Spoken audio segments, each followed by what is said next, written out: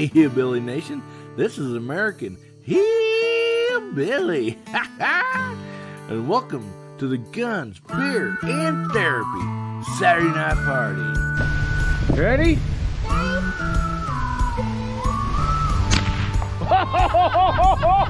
Look at that face!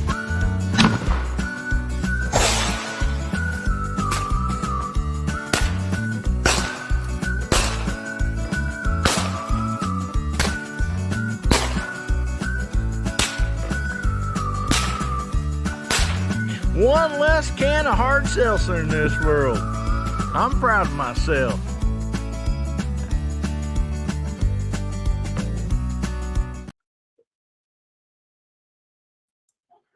Howdy, Hillbilly Nation. This is American Hillbilly. Man, I hope you guys are doing great tonight. Oh, man, we got an awesome show for you. Got a wonderful side chat going on. It's rocking and rolling already.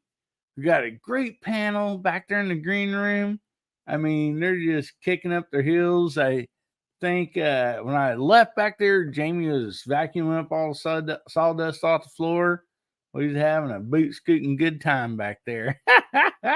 So anyway, I just want to welcome everybody and thank you so much for showing up tonight. I mean, just a great show we got going already. So anyway, I want to bring this panel out here one at a time and introduce them to you. So anyway, up first, we have Bubba Triclops Ballistics. How you doing tonight, buddy? Doing good.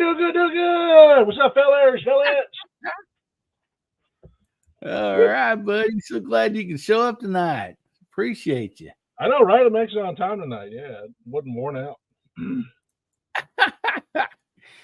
No weddings go to you. You wasn't getting married or nothing this time. So yeah, I got married. I didn't know about it. And I feel sorry for the bride. Well, all right. Well, up next we have JH586. Jamie, how you doing this evening? I'm doing good, man. The barbecue's all gone. We got to talk about the watermelon. See, Bubba was the only one that ate the ribs because me and Mark can't get sauce in these beards and still get them clean in time to go live. So, but the watermelon had a peculiar smell to it. I don't know how long you've had that thing, but it did have a distinct aroma. But and there was this little triangle that fell out when we were trying to cut it. So yeah, I think that there's some extra fun added into that watermelon, I believe, maybe. I didn't have any of that, but thank goodness there wasn't any hard seltzer in there. Oh golly, I hope them guys didn't get into that. Anyway, man, thanks for having me. Let's have some fun. All right, buddy. Sounds great to me. Thanks for showing up tonight, Jamie. Up next, we have Moondog Industries. Howdy, y'all. How you doing tonight, buddy? Very good. How are you, sir? Good. Doing great. And we got Moondog Go on tonight. So I figure still keep on plugging my new channel because it's still I still got like about 700 subscribers shy of monetizing. Monetization? Yeah. Shy of the money and the stuff. You betcha. That's when you go southern right there. You know it's bad when a hillbilly has to pronunciate for you. Yeah. Well. In all honesty, I've been reading that wrong. I haven't been going Moondog Go. I've been Moondoggo. Well, Moondoggo? yeah, it's true. Moondoggo, yeah. Moondoggo. I think Moondog ate the watermelon. Yeah, it did taste a bit funny. No, don't go into anything too hot. Never had spicy watermelon, but it was the first time. Well, thanks a lot for showing up tonight, buddy. Of course. And up next, we have Mark Thomas. How you doing tonight, Mark? Outstanding. How are you? Man, I'm doing so good. If I'd done any better, I wouldn't be able to stand myself, buddy. Oh, I was happy to come on and have something to do. I just been sitting around all day doing nothing, been bored, just didn't have anything at all to do. Well, I No, figured you was crafting some leather work. I've been busy. I've been making some stuff, I having fun bet at you it. have. Yeah. Seeing what you sent to Scotsman, that stuff was beautiful. Thank you. And guys, check out Mark's leatherwork. It's just amazing. So, anyway, so glad you could be on here tonight, Mark. Appreciate you coming. Thanks for having me.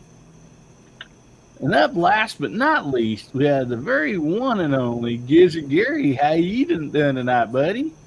I'm doing all right. How are you? Doing great, buddy. We're glad Thanks you for can the make invite, it tonight. man. What's that? Oh, yeah. Gary's a huckleberry. That's right. Lizard Larry. Yeah, that too. Yep. That's I'm your huckleberry. That's for sure. So we had Moondog Go on tonight instead of Moondog Industries. We could have had Lizard Larry instead of Gizzard Gary. I could change over real quick. That's pretty easy.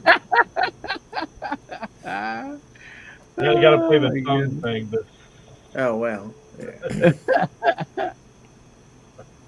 All right, Dale Bogues, Yeah. you've been reloading 44 special today. That's awesome. Well, that is Thank you. great, guys. Oh, there we go. There's Lizard Larry. and I then mean, George dog, the Dilophosaurus. Little panic. Oh, it was great. Who did that for you? I forgot. Did what? Did the song? DM Foss. Okay. I thought it was Foss, but I didn't want to say it and like be wrong. Now, the avatar was done by G-Webs. Yeah. Great. I have all Both kinds of of them. friends to help make fun of me. I don't have to do it myself. That's a good thing. Don't worry, because every single time Gunstop says anything about a dog, I'm like, did it bite your nose? Believe it or not, there is no shortage of smart Alex in this community. Maybe you, Oh, I don't no. know if you've noticed that or not, but yeah, there's a few of them Yeah. out there. Yeah, this is Well, what DM Foss did for me.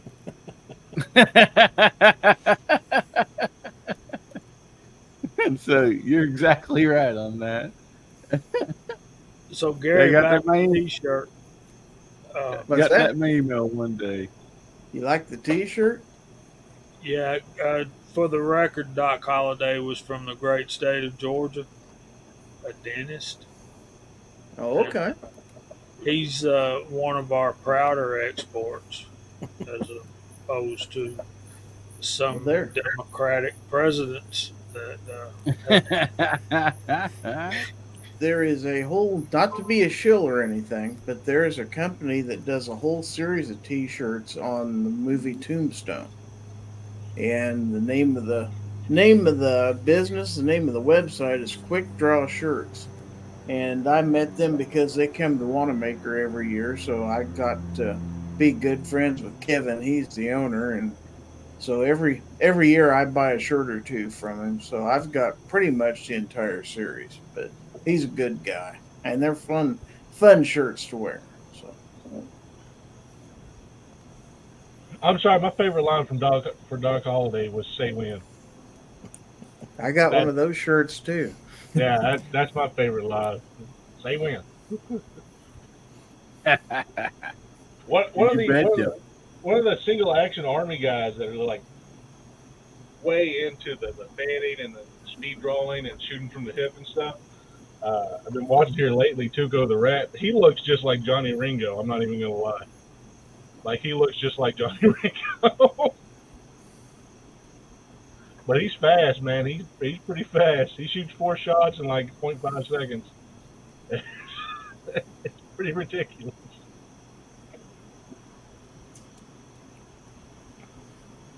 I remember that chessboard. Oh man.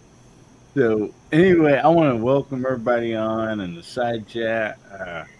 we will be doing besides the regular giveaway, we'll be doing our monthly giveaway for the month of June. And of course, it's too late to enter in that. But if you don't know about that, I mostly like tell about it towards the end of all my videos. So like on any video that I put out, if you whatever your comment is, as long as you comment, I want to win. Well, whatever month that is that you did that, then your name, like when I go through everything, your name gets written down, and you go in that month's drawing. And I should have did this drawing about the middle of last month, but we had a lot going on with Lakeview and and then me drinking seltzers, and that just kind of messed me all up having to drink them seltzers. So I didn't get it in last month. So anyway, I thought we need to do that tonight, and we'll be drawing the winners for that, and then so just remember, if you ever want to get on that drawing, each month you can enter in that. It's totally free. All you got to do is be subscribed and comment on any video. I want to win. And if you comment more than once, that gets your name in the drawing more than once. So, and then, of course, tonight we'll be giving away a gift on here tonight, too. If you just type in hashtag HBN31, that'll get you entered on tonight's drawing. So, anyway, I appreciate it, guys. We got a rock and rolling side chat out there, and so what should we have them type in so we can holler their name out on the YouTube side here?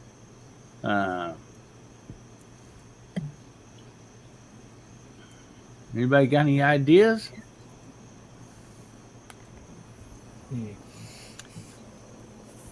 Seltzer. Seltzer. How about in honor of the passing of Pee Wee Herman, Pee Wee? Ooh, Pee Wee. Well, alrighty. I think we used seltzer last week or the week before, so Probably. let's go Pee Wee then. Type in Pee Wee and see. Jamie, would you like to call out the YouTube side here for everybody? Well, I'd just be honored to. Thank you, buddy. We got Michael Dunn's out there, chessboard, and y'all just flew off the page. Mark Thomas is in the panel and in the side chat. Alaska One Andy, G23, Hasbro, Gizzard Gary's on the panel and out there. Michael Dunn, Duffer 426, Lakeview Outdoors. Thanks for being here, buddy. There's Papa's Place, Rich B. There's Alaska One Andy again, Dale Poe, Hasbro, Lakeview Outdoors again, chessboard again. See, I'll put in seltzer, and then they went back and put Pee Wee. We got Justin Grimm, Tim S., and that's all I got. Dwayne 7834. And Hillbilly Up says Pee Wee. You betcha. Let me find Dwayne. Yes, he's right under chessboard. Hey, Dwayne, what's going on, buddy? Didn't mean to skip over you. Anybody else? We got Bama Dad. There's Bama Dad. Bama Dad's good people. He's becoming a good friend of mine. So, oh yeah. I just saw Viejo out there too. Yeah, we did see Walter earlier. It's a good thing he wasn't in the green room, Bubba. You wouldn't have got all them ribs. He don't have a beard like the rest of us. I just imagine seeing Walter eating something and just be absolutely confused at how he eats. There's the a-ho. Head, you know? of him just like, oh wow, I thought I was crazy when I ate. Which, by the way, you can't eat ribs without looking like a caveman. Let's be honest. You can't eat ribs without looking like a caveman because they're ribs. You can't mask it as something else. And if they're done right, you got to attack them or they'll fall off the bone and make a mess everywhere, or you'll drop half of them on the ground. Listen, nothing drops on the ground. My gut sticks out far enough, all right? Nothing drops on the ground. There's Ozzy. There's Ozzy. There's VAO. There he is. Yeah. All right. It's like Mario, too. I want to know, where is Luigi? It's a haunted house. There's Mario. Don't do it. No, Michael, I have not shot them yet. There's Ron Wayne. Or Ron Wayne. It's a Mia, Mario.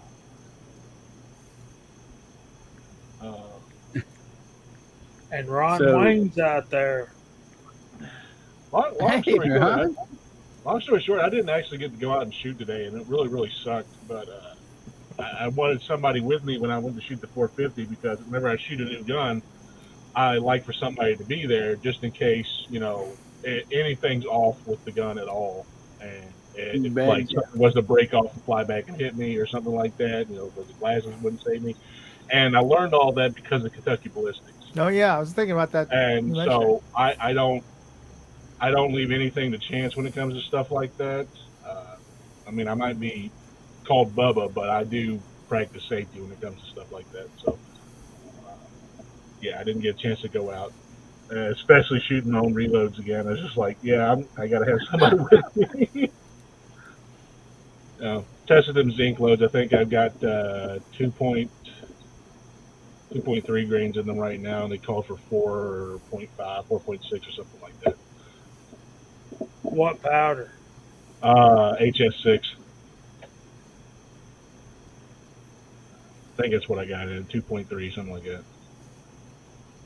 Well, I want to tell Mr. Bob, that seltzer did mess me up for a little bit. Oh, I know it messed you up because I got a picture of whenever you came back from the second one. I was just like, when my friends, I'm going to make it into a me. It was like, when my friends asked me how hard seltzer tastes. Well, at least I stayed on my stool that night. That's more I can say for our buddy Scotsman. Well, the trash can didn't.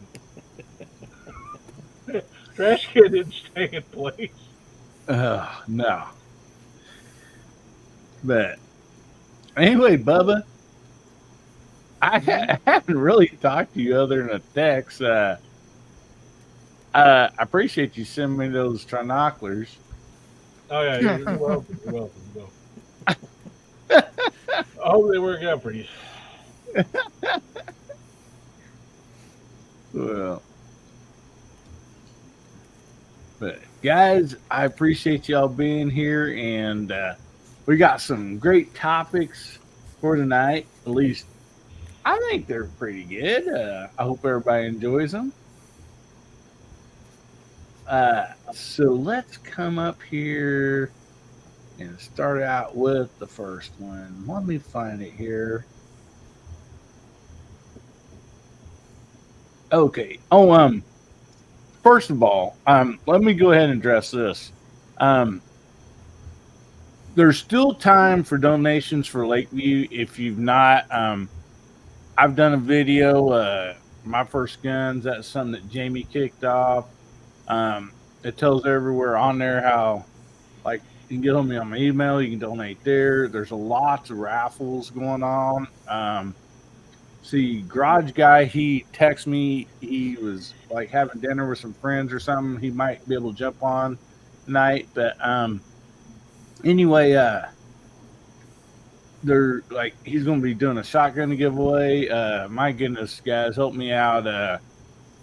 Baldwin Curious is giving a gun away. On the Scotsman channel, Edward Petty is giving a gun away.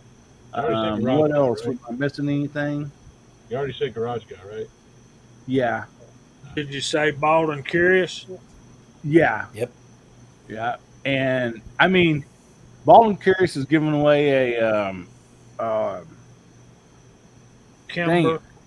yeah, Kimber, and the entry on that is $50, guys. You can't get a Kimber for $50.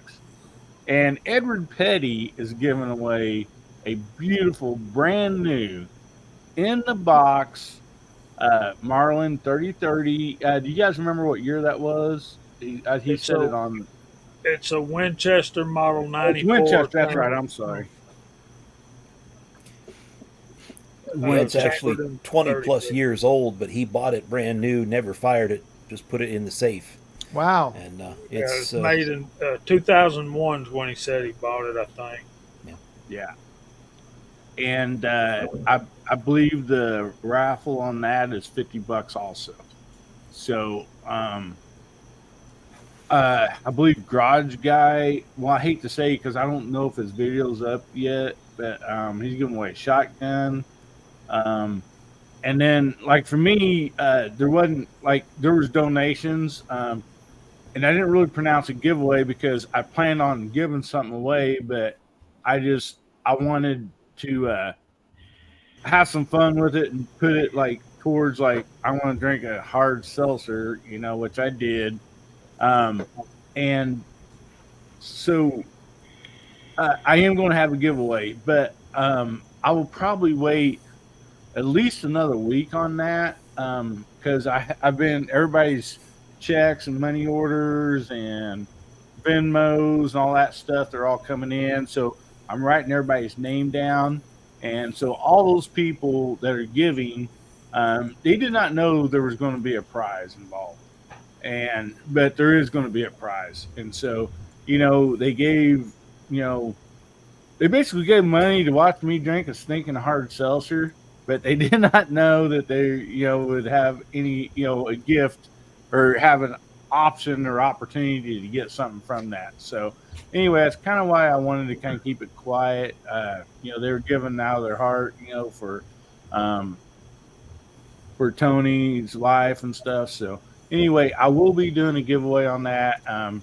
Probably next Saturday or the following Saturday. I just want to make sure that there's still let everybody know there's plenty of time to still get entered and help them out. So let's just not forget our friend. So anyway, with all that being said, um, let's see. First of all, let's see. Ron Wayne is your better half in here, buddy. I seen you as Misty in here. I hope she is, and because I know since we've done the shout out, Doug Thomas has joined.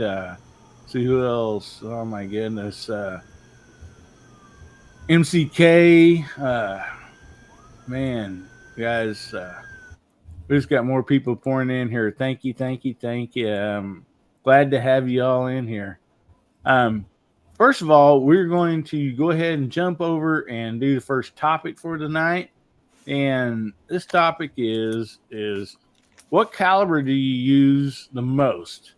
And would you reload it if you had the opportunity to do? If you are a reloader, do you reload it? So that's the caliber that you're just commonly using, going out everyday plinking or whatever the case may be. I mean, we all know what caliber we rotate through the most, So even though there might be a few of them, but there's most usually, and if it's more than one, that's fine, But we're just kind of looking for the calipers that you're actually using, and do you reload that, or if you're not a reloader like me, would you want to reload it? And my answer is yes on that. I'm really wanting to get into the reloading side of this. But anyway, let's go ahead and start up there with you, Bubba. If I was to go by the caliber I use most, is 22 LR. So no, I don't reload that. That's probably What's what your I have second? the most ammo for. But second one would be 38 special, and yes, I do reload that. And thanks to Jamie and Andy, learned a lot more stuff about the zinc bullets and stuff. So got some new stuff for that coming out soon. And then after that, I think it would be 300 blackout. And yes, again, I do reload. But yeah, got a lot of stuff actually I'm reloading right now. I got the 6.5 Creedmoor now, and let's see, 450 Bushmaster as well coming in. Which, by the way, Jamie, Viejo, Mark, anybody that's got a 452, 651 lineman, let me know. I want to test out that really, really bad. 452, 651. Yep. You have to explain what that is. People like me, you're just throwing 300 out numbers, buddy. It's a 325 grain cavity mold for 450. Diameter is 450, 52 for the diameter, and then it needs to be sized to 451, I believe. But yeah, no. It's basically a 4570 mold. Pretty much. All right. Well, all right, Bubba. Well, thanks for sharing that, buddy. So, how about you, Jamie?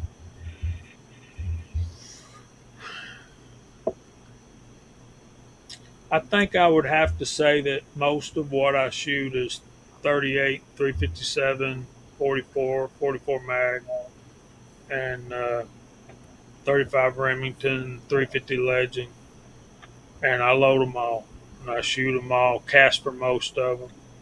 6.5 Creedmoor at distance, so I do not cast for 6.5 Creedmoor, but I hand load my 1,000-yard rounds, and they work too.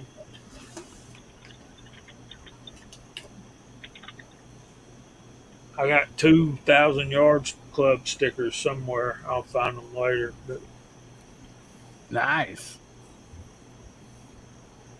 So, you mean 1,000, or you have a 2,000 yard?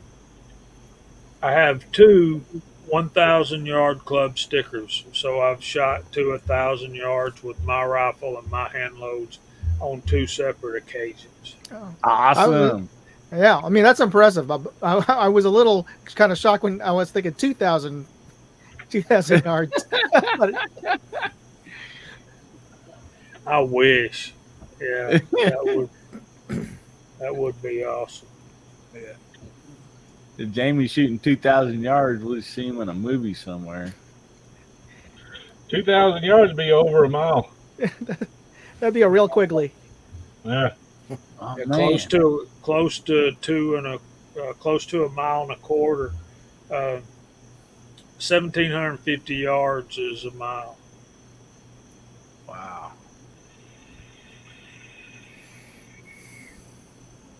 And that's my Alrighty. next adventure. I'm going to try to do that with 300 Win Mag. 300 Win Mag. All right. All righty. Well, how about you, Gary? What do you shoot the most of? Caliber, a couple of them or whatever. And do you reload, or would you want to, eventually maybe get into reloading those calibers? Well, probably 9mm, because I'm mostly a pistol guy. And then 22 LR, like Bubba. I've never been a reloader. If I had room to do it, I wouldn't mind trying to reload the 9mm. I wouldn't even bother trying with the 22 LR. But I've always thought if I had a shop or something like that, I wouldn't mind doing it someday. Right now, I live in an apartment with not a whole lot of spare room, so it's not something I can do right now, but who's to say what the rest of my life is going to bring me? So, You betcha. You betcha, buddy. That's where we are now don't necessarily mean where we're going to stay. That's for sure. That's right. And I probably have the room. I would just have to move some stuff and make some adjustments. Time is what's really rough for me right now, but you know, we have to make time for everything that we do. So, all righty. Well, Mark, how about you, buddy? I'd say at this point, what I use the most is 38, 357, and 9 millimeter, and yeah, I'm reloading for both of those, casting for all of those, Nice. and yeah, it's almost doesn't make sense to reload for 9 millimeter. You know what you're putting into it, spending it to reload it. You can probably just go ahead and buy it for, but it's awfully nice to know that you can do it.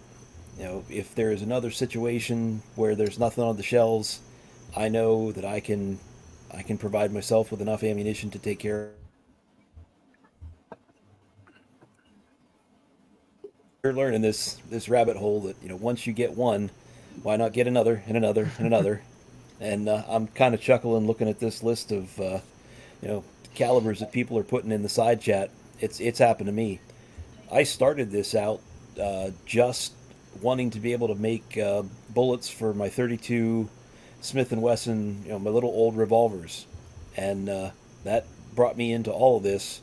So now I'm doing 32 for 32 auto, doing 9 millimeter now, 38 357.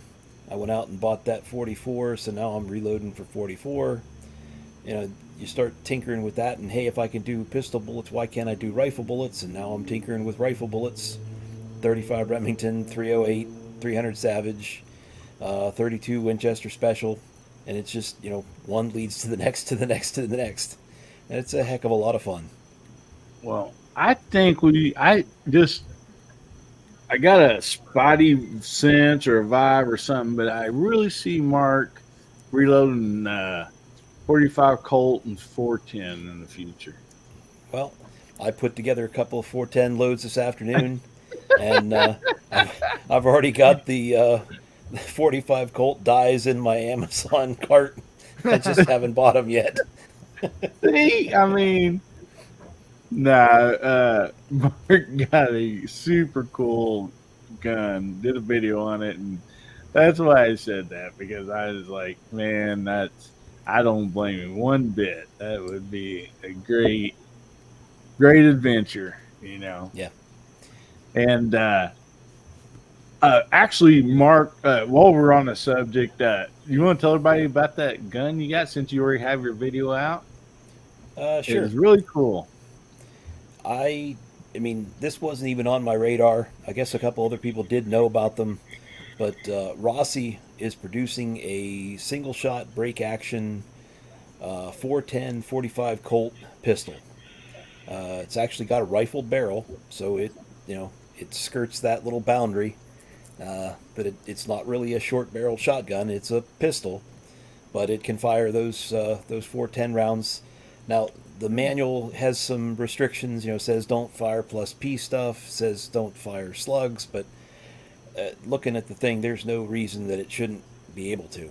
I mean, they say you can avoid your warranty. You can avoid your warranty shooting your own reloads. Well, it's a $200 gun. Their warranty be damned. I'm gonna go ahead and have fun with it. You probably spend that much in shipping. Yeah.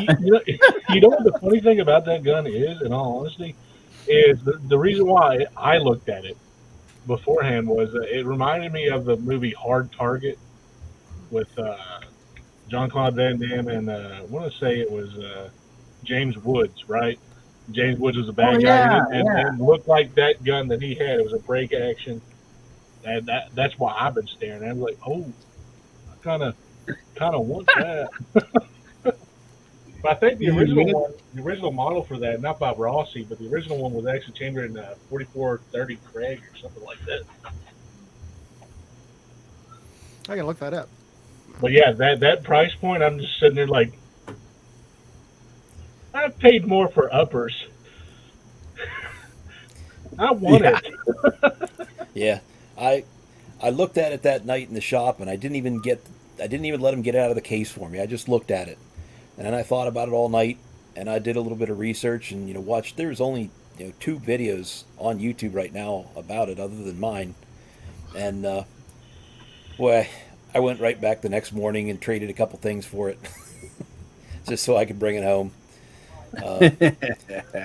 I have a big True Glow red dot that I had put on my air rifle, and just to see what it would look like, I went ahead and fitted it on that rail, and it looks like a Star Wars blaster, and I think that's what I'm gonna actually put on it. No, go for it. It's all Star Wars. All It's Star massive, Wars. and you just hold that thing out, and it's like, wow. Yeah, you definitely got to put that on there. I mean, Yeah. It Well, definitely looks better than the dang Echelon or whatever that new trash heap that Springfield's coming out with. Chessboard says the shoot trap was his judge. I haven't tried that yet. Pull. well, you got a couple shots. Yeah. Well, sorry, Moondog. I don't know if that'll ever be coming to your part of the area, but I don't know. I hope so. I hope so. I heard some. Shot, you would think single shot would let it be. But Yeah. never know. I looked can't it up, put by an the way. The bad guy was Lance Hendrickson. Oh, Okay. just was- swore it was James Woods for some reason. Well, he's got that same kind of really craggy, angular face as James Wood. So yeah. Well, you guys will have to find a picture of that gun. See if it looks like Mark's. But It's pretty close, but it has wood furniture. Like the one in the movie had wood furniture or whatever, but it looked awesome. oh yeah. So all right, Moondog, Oh yeah. we're on to you, buddy. So what caliber do you shoot the most of, or one or two of them? And would you be interested, or do you plan, or do you reload? Well, I don't currently reload, and just like Gizzard Gary, that it's primarily lack of space. I don't know if you guys, San Francisco homes are really small for big city homes. They're almost like little cottage townhouses because, well, I don't know for whatever reason, but maybe it's because the plots of land were really small after the earthquake in 1901 or whatever. But for whatever reason, they're pretty small. I think the homes here are like around 600 or 900 square feet, and that's for one family. That's tiny, but it's very much like apartment living. And we inherited, or at least we are co-living with my in-laws, and this was their house originally. So if you can imagine living with your in-laws with all their stuff, yeah, it gets a little cramped. So I haven't carved out enough space to do reloading, though. I do know a couple of friends who I won't identify, since we are living behind the Iron Curtain here in the People's Republic of San Francisco. But it is technically legal, though I'm sure there's some permits that we don't know about. But anyway, so to long form answer the question, I would love to. Don't have the room, but like Bubba, I think I shoot primarily 22. One, because it's cheap, and the other is the club that I'm a board member at, my home range. We do a lot of 22 precision shooting, Olympic style, and that was the reason that the club was founded. And when I'm not shooting there, I tend to like shooting 45 and 9. But I think Mark made the good points. Like 9's gotten so cheap that it's not really cost effective, and it's not like it's a precision round where I'm trying to dial in my loads to get a tighter group with a pistol. At least not me. Maybe somebody out there is. But yeah. Yeah, Jamie. What is it, Jamie? Just slap them. Just slap them. That's me, man. I'm always looking for the better load and the best accuracy. Even with 9, with a shooting pistol with a 9? Well, yeah. Okay. I Yeah, can imagine. and I got- that's another thing I was going to ask you if it is actually legal there. But then we know Walter, does reloading. So I mean, I don't know if it's specific to certain counties or what there, but Yeah, it's actually funny for Walter just because of the fact. I mean, he's actually got pretty decent neighbors. I think he was saying one thing on Rumble. I don't know if it was on the YouTube video or not, but it was Rumble. He was saying that his neighbor actually likes to learn from him about casting bullets and stuff like that. So I thought that was pretty cool. He's got a pretty good neighbor then. You really wouldn't expect that, but I got to address something that I saw in the side chat. Monstrum scopes are amazing. So if anybody's thinking about getting a Monstrum scope, go for it. I actually pissed my brother off last weekend with the one I got on the 450, and he said it was clearer than the $700 scope he bought from Vortex. Oh, yeah. I mean, for the price, I think you're absolutely right. Yeah, he's pissed at me. He goes, "How much did you pay for that?" I said, "Well, about 5 bills less than what you paid." And I got everything with it too, including the sun shaft. He goes, "Oh, I hate your guts." If I can piggyback on that, Bubba, with Arcan optics and Monstrum tactical optics, man, it is. You've got to have some high demands for an optic to spend more money than what you need to spend on those two brands. Arcan is amazing. If you want one that's going to track better than a Monstrum, get an Arcan. If you're looking for the best value for the money, go check out Monstrum because they got any budget they got covered. And for Monstrum, they make some of the best prism scopes I've ever seen. Like there's hands down nothing better for that price range than Monstrum for prism scopes. Nothing. Would I like to have a Night Force? Absolutely. Who wouldn't? Do I need one? No. I dang sure don't need one I can check my dang email on. I'll tell you that. Yeah, I've got a $300 Athlon Argos over there that's not even on a rifle yet. So, and I got that Arcan SH4 Gen 2 is absolutely amazing on the 6.5 Creedmoor. And if you want better glass, get the EP5. Mm-hmm. And they've just come out with a line of low power variable optics for the AR platforms. So, yeah. I haven't had a chance to look at those, but they look good. They do, and I'm dying to get my hands on one. And I might be ordering one around the holidays. They have a Black Friday. Well, they got a 25% off sale right now, and they've got an introductory price on those. So, might be a good time to go check out Arcan Optics, buddy. Yeah. Oh, man. Before we get any further with this, it's Hillbilly's turn. Oh yeah. Oh. Yeah, here we're talking about scopes, and our buddy Cyclops Joe ain't on tonight. So, but eyes open. But for me, man, what I shoot the most would see the 9mm, of course, the 38 357, and then 12 gauge. And I would like to reload at least all those. I am planning on starting out with shotgun shells first, and I got an unboxing video that will be coming out this week. Great friend.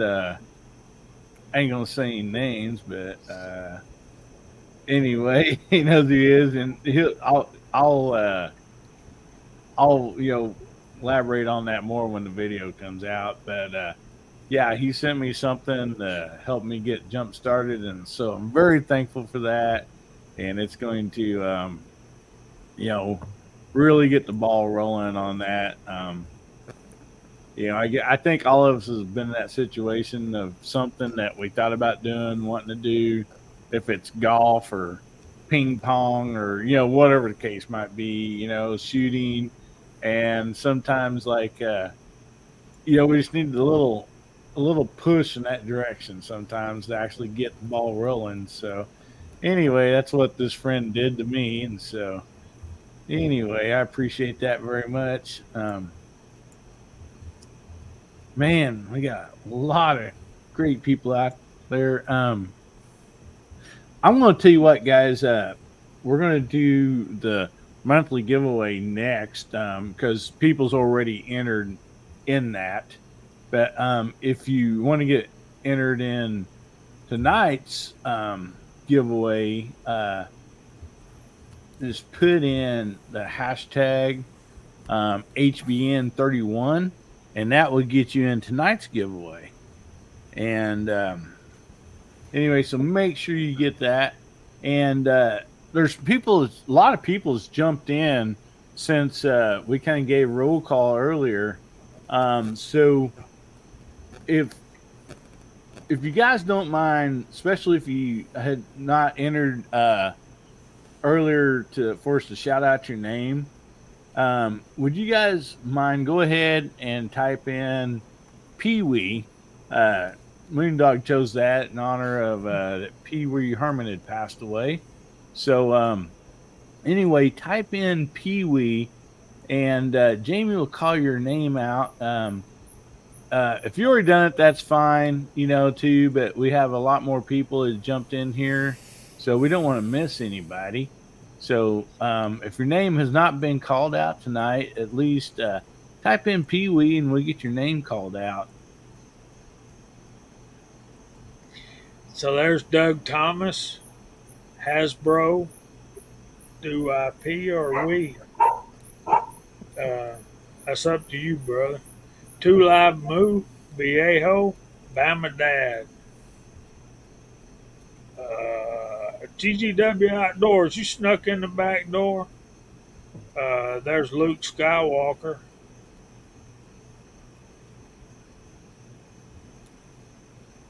Gizzard Gary and Michael Dunn, Warsaw Patriot, Ozzy Osbourne, and Ron Wayne.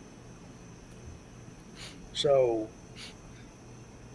those guys snuck in on us. So glad y'all are here. I hope y'all having fun and enjoying the chat tonight. It's great to see y'all out there. Oh, one more thing I got to address. I am not dumping on Vortex, by the way. Vortex does make good scopes. I just want to clarify that. I'm not dumping on them like I do Glocks. But their red dots for their price, not being shake wake, is terrible. Like, it's absolutely stupid. So I don't like their dots. The red dots are terrible. But for the rest of it, good job on them. But if I'm wanting a red dot, it means I want something for quick target acquisition, and it's going to be depending on my life. If it doesn't have shake wake, it ain't worth a dang. Hi there, CW. I know you're listening, so I'm not going to type it. Oh, and by the way, CW blew up my email, and now I'm looking at the Lyman cavity mold. It's actually not a bad price. I might actually grab it right now.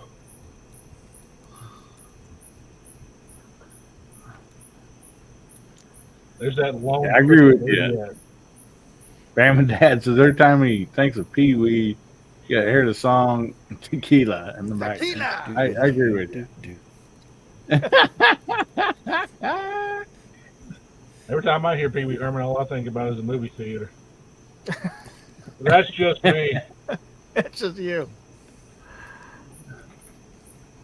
So I actually had not heard that news. Did he die of natural I don't know. causes, long cancer battles, what I heard. Was it? Well, I mean, Well, for as tiny as he is, you think it wouldn't have been that long of a battle. But 4 oh years. no, wait, no. Here's my favorite Pee Wee Herman line. You ready? I took the money. I'm not sorry. Anybody that's seen any Cheech and Chong movie, you know exactly what I'm quoting. Oh yeah, they were heckling him. Yeah, I took the money.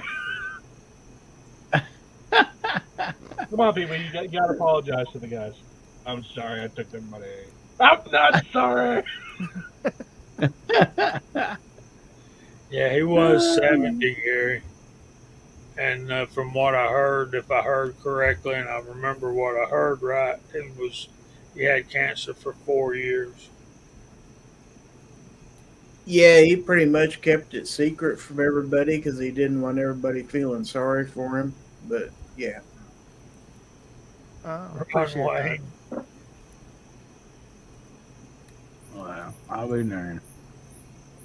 Ron Wayne's like me, an old man juvenile delinquent.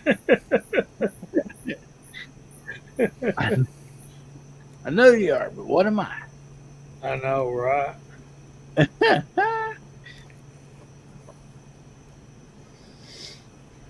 Luke Skyward, what do you guys think about running a scope with a red dot on a 45-degree angle?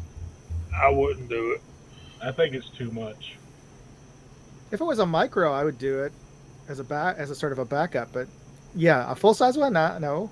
I don't. I might run it on top.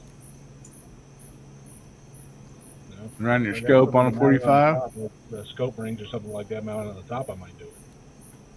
I don't like the aspect of no, I don't like that. So I mean, I know I've seen a lot of guys who do 3-gun do that just because they want to switch over real quick for whatever reason. I mean, it's I suppose they get some usefulness out of that. So at that point, just run an LPVO and just leave it at 1 if you're that worried about it. Like, that's my opinion. Not a popular one, but that's my opinion. Yeah, I mean, because like I'm doing this 300 blackout, so I was kind of wondering about that myself, because it'll reach out there quite a ways, and so I want a decent scope on it, but if I need it for up closer, a scope ain't worth a darn. I mean, I already know that from deer hunting. When you look at a deer and all you see is just brown, you don't know what part of the brown you're looking at, and at the same token, there are Romeo and Juliet combos out there from like SIG and stuff like that. You could just throw a magnifier on there; it'd be just as decent. Like you're going to get just as good a sight picture, and you're going to be able to zoom in if you need to. Just flip it out of the way when you don't need it. Just know that whenever you have it magnified, where the bullet's going to drop differently, so you don't going to worry about setting it back to something else. But with any dot system, if you're running any dot system for self-defense, and this is my opinion, it's not no professional opinion by any means whatsoever at all, because I'm just a monkey on YouTube.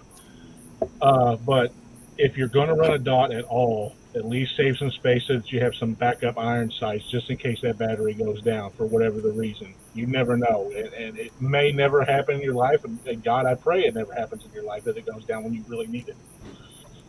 But to have backup irons is something that will help you out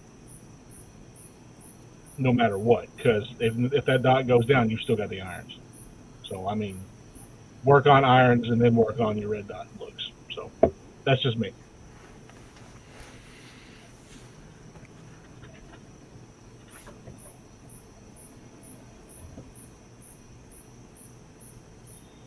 Yeah, Damon says LPVO doesn't give you as fast of a target acquisition, but as a red dot leaves you having to fiddle with a zoom lower. So That's why. That's also why I said there's different setups. If you're having something for self defense, or if you're having something for something else. Something for hunting, something for self defense. Two different things. yeah, Like two different Yep. setups. Red dots work great for self defense. They're not so good when it comes to hunting. Well, Yeah. I would argue the LPVO.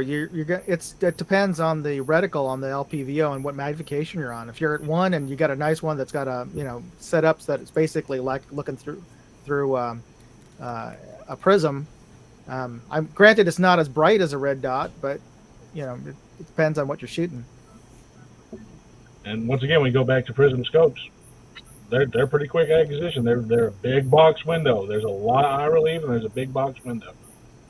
So if you're that concerned about it and you want to have some range, get one of them 1 to 3x and go on. Well, If that's not enough, I guess you could use a Juliet in the background. I don't know. I've never liked magnifiers just because of I don't like the balance of it when it's not in position. Yeah, it feels weird. It Yeah. throws off your handling. But I mean, I guess you can get used to anything, but yeah, I never liked it for that reason. Well, I will take as this on my high point. I have I've switched some stuff out right now, but I am going to put visible iron sights on there, through my red dot. But that setup, iron sights with a red dot, because I have some farm animals and I have every right in the world to protect them at nighttime against predators. I'm telling you right now that that red dot is all the difference in the world.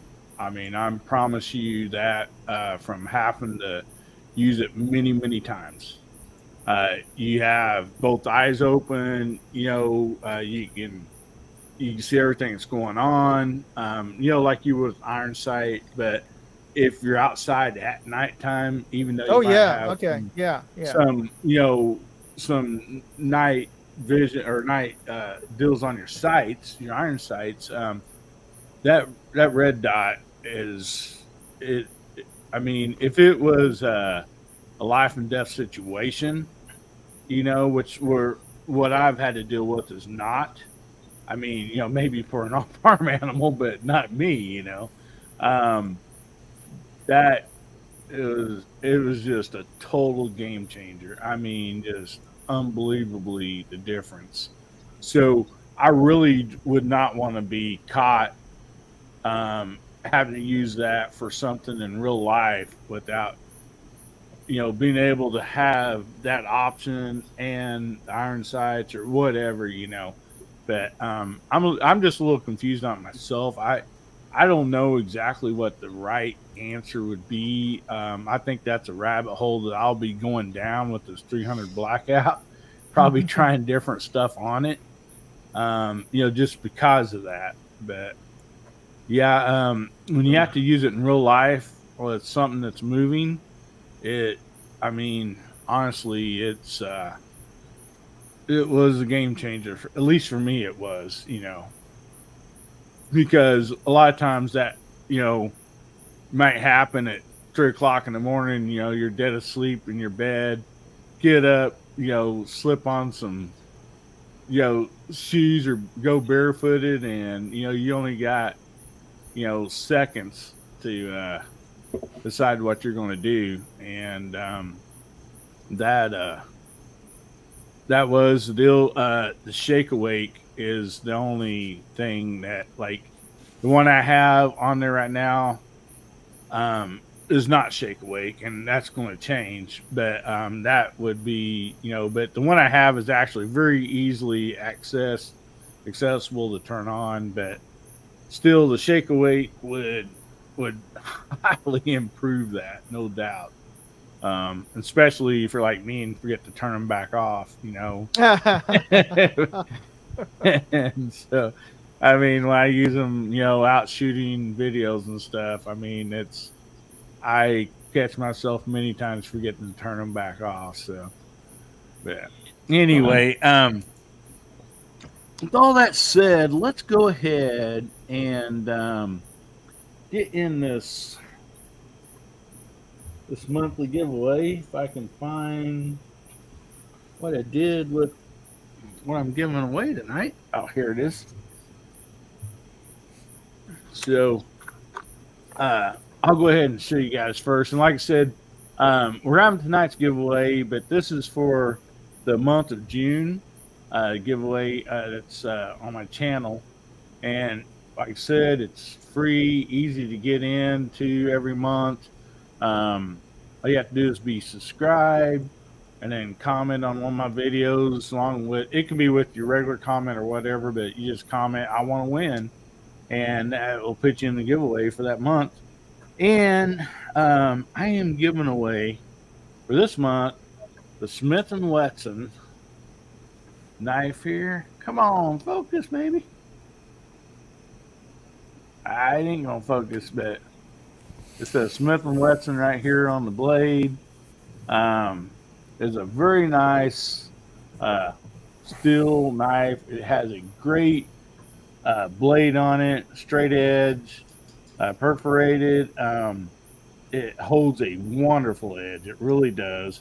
It's got a belt clip on it and stuff. So anyway, the month of June winner will be receiving one of these Smith & Wesson knives.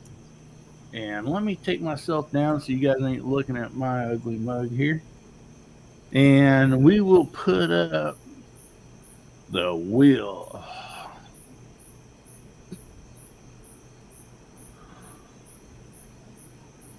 Let's see.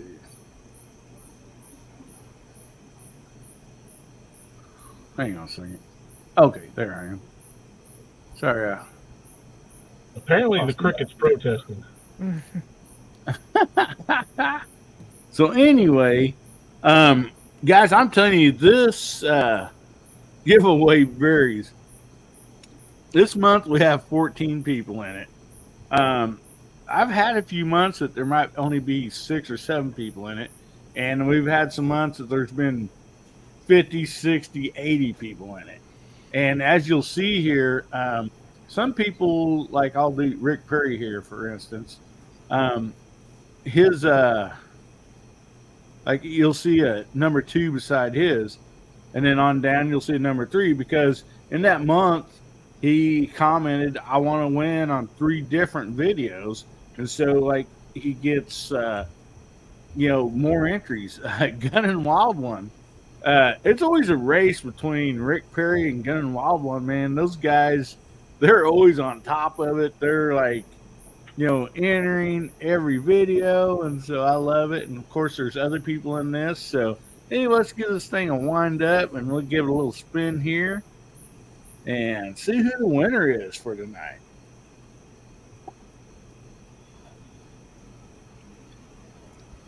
Dwayne, congratulations, buddy. Woo! You circle your name there. And so, Dwayne, you already, you have my email, I'm pretty sure. If not, it's here at the bottom of the screen. So make sure you email me and with your address and everything, and I'll get that sent out to you, buddy. So, awesome. Oh, my goodness. What an awesome night. How about another topic, guys? Let's see what the next one is. One of these days, I'm going to put some topics on that wheel, and we're just going to spin it. I'm going to have to drop off before the next topic, though, Hillbilly. Oh, are you? Okay, Yeah. Moondog, thank you so much for being on tonight, buddy. Why don't you go ahead and tell everybody about your channels and what you do? You have more than one channel, and they all are awesome. I'm subscribed to all the 3 of them, right? Yeah. Yeah, all 3 of them. I got 3 of them up. One of them is my main channel, which is Moondog Industries. So at Moondog Industries, when you're doing the, YouTube, youtube.com/ and then just do @Moondog Industries. And that's my main pew pew channel. So I got all my scope reviews and my ammo reviews, and anything that's gun or 2A related is pretty much in there. And that's my biggest channel. And then I got advice that if you're going to get into other activities, and I've got a lot, other interests and hobbies, and one of them is just gadgets and electronics. So I spun off another channel, which is Moondog Reviews, and that's really a lot of. It started with just stuff when I back in the pandemic days, we were buying so much stuff on Amazon. I just started doing reviews and the stuff that we'd get, and which was crappy and which wasn't, and then we of course, as I'm traveling around, or like when I go to Vegas for SHOT Show, I started doing videos just of the trip. So I spun off that into Moondog Go, which is what you're seeing right now in my little name tag over there. So that's my new smallest channel so far, but that's the one I'm at least hoping to get up over 1,000 subscribers before the end of the year. But we'll see. Hopefully that'll be the case. So definitely check out either of those channels, but especially Moondog Go. So youtube.com/MoondogGo for my travel stuff. I'll be posting things that I actually recorded back when I in Vegas, so check that out. And right now I'm having a contest, a 100-yard 22 contest for anybody who wants to enter. I'll post up a link here, but it's on my website. moondogindustries.com/challenge 2023, and you just have to download my target, put it up at 100 yards, and shoot it with a 22. And no matter what you score on that target from 100 yards, if you send me a photo or a video view of the results from you shooting it, I'll enter you in a drawing for a free scope. In fact, if I get over 10 entries, I've gotten 2 so far. If I get over 10 entries, I'll add a few more scopes on there. So we'll see how it goes. Awesome. Mm-hmm. Moondog, would you care to put those over in the main chat, because they're not showing up in the main chat for everybody? Yeah, they're coming through on your side, but not the. You'll see it on StreamYard, but it's not showing up on the main chat where people can click on it. Okay, They can on your side, but not on this side here. Is it up now? I don't see it pop up yet.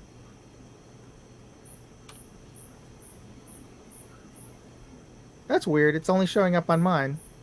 Yeah. You'll have to go to Hillbilly Up chat and post it there. Yeah. Okay.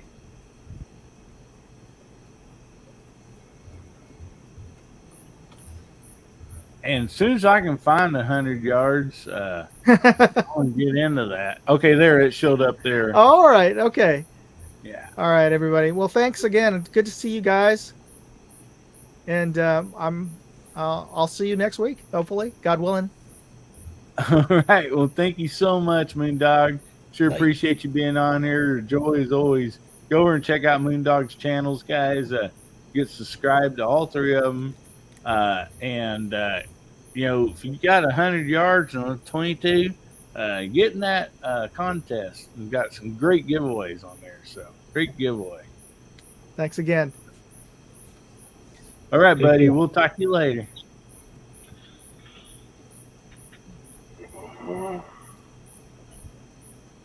Well, thank you, Luke. I sure appreciate that, buddy. So we're going to go ahead and jump to the next topic real quick, and then we'll do the giveaway for tonight. And this might go pretty quick. I figure it might. So we'll just go ahead and we'll start down with you this time, Mark. You shoot anything other than the modern firearms, such as black powder, compound bow, crossbow, bow and dart, slingshot, anything else? Air rifle? Yeah, almost all the above. All the above. All right. Almost. Good deal. Yeah, I've got quite a few black powder guns, a few flintlocks, some percussion. Got a real nice percussion revolver that comes out every now and then. That stuff's always been of interest to me. I do have a crossbow to hunt during archery season because although I can still pull a compound bow, um, getting a little bit, older and end up a little sore, and I just don't get to practice with it enough to feel, confident to take it out and hunt with. With the crossbow, it's pretty simple. Just cock it, load it, and you're good to go. Not blow darts, but I got some slingshots, and we tinker around with that every now and then if we're out for a woods walk and just launching a couple of rocks. But yeah, there's a couple other things in the shop that I get to play with. All right, and they're all fun. I mean, at least they are for me, man. I just enjoy all of them. I mean, geez, around here we got so many rocks. Growing up, we just trying to hit stuff with rocks. And so, especially if you got 2 or 3 people, then you get a competition in, and it's always fun. All righty. So, how about you, Gary? Well, I don't own a whole lot of cool stuff. I did get to shoot a black powder pistol for the first time last year in Nebraska. Squibload brought his and let everybody shoot it, so I've had that experience. Never shot a crossbow. It's been years since I've even shot a regular compound bow. Don't have any slingshots. I don't know that airsoft pistols count. I do have an airsoft pistol, but Yeah. if that counts, and I've got them, yeah. Yeah, airsoft, Nerf gun. I mean, I think anything. Don't have a Nerf gun, but that might be fun. We talked about having Nerf wars when we get together for something fun to do. So I haven't done that since I was a kid. Oh man, yeah, it's all fun. Yeah, rubber bands count. You betcha. Rubber bands. I remember when we was kids, I had them plastic dart guns that had the rubber. They looked like a plunger, like a toilet plunger, a little tiny one. And they'd go in the end of a gun, spring loaded, and you'd shoot those and they'd stick to the wall and stuff. Mm-hmm. It used to be. They wouldn't let you play with those now because they'd probably put somebody's eye out.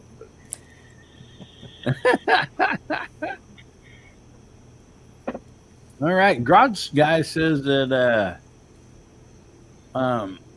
he has a shotgun video for that coming up this week for Lakeview's wife, so that's awesome.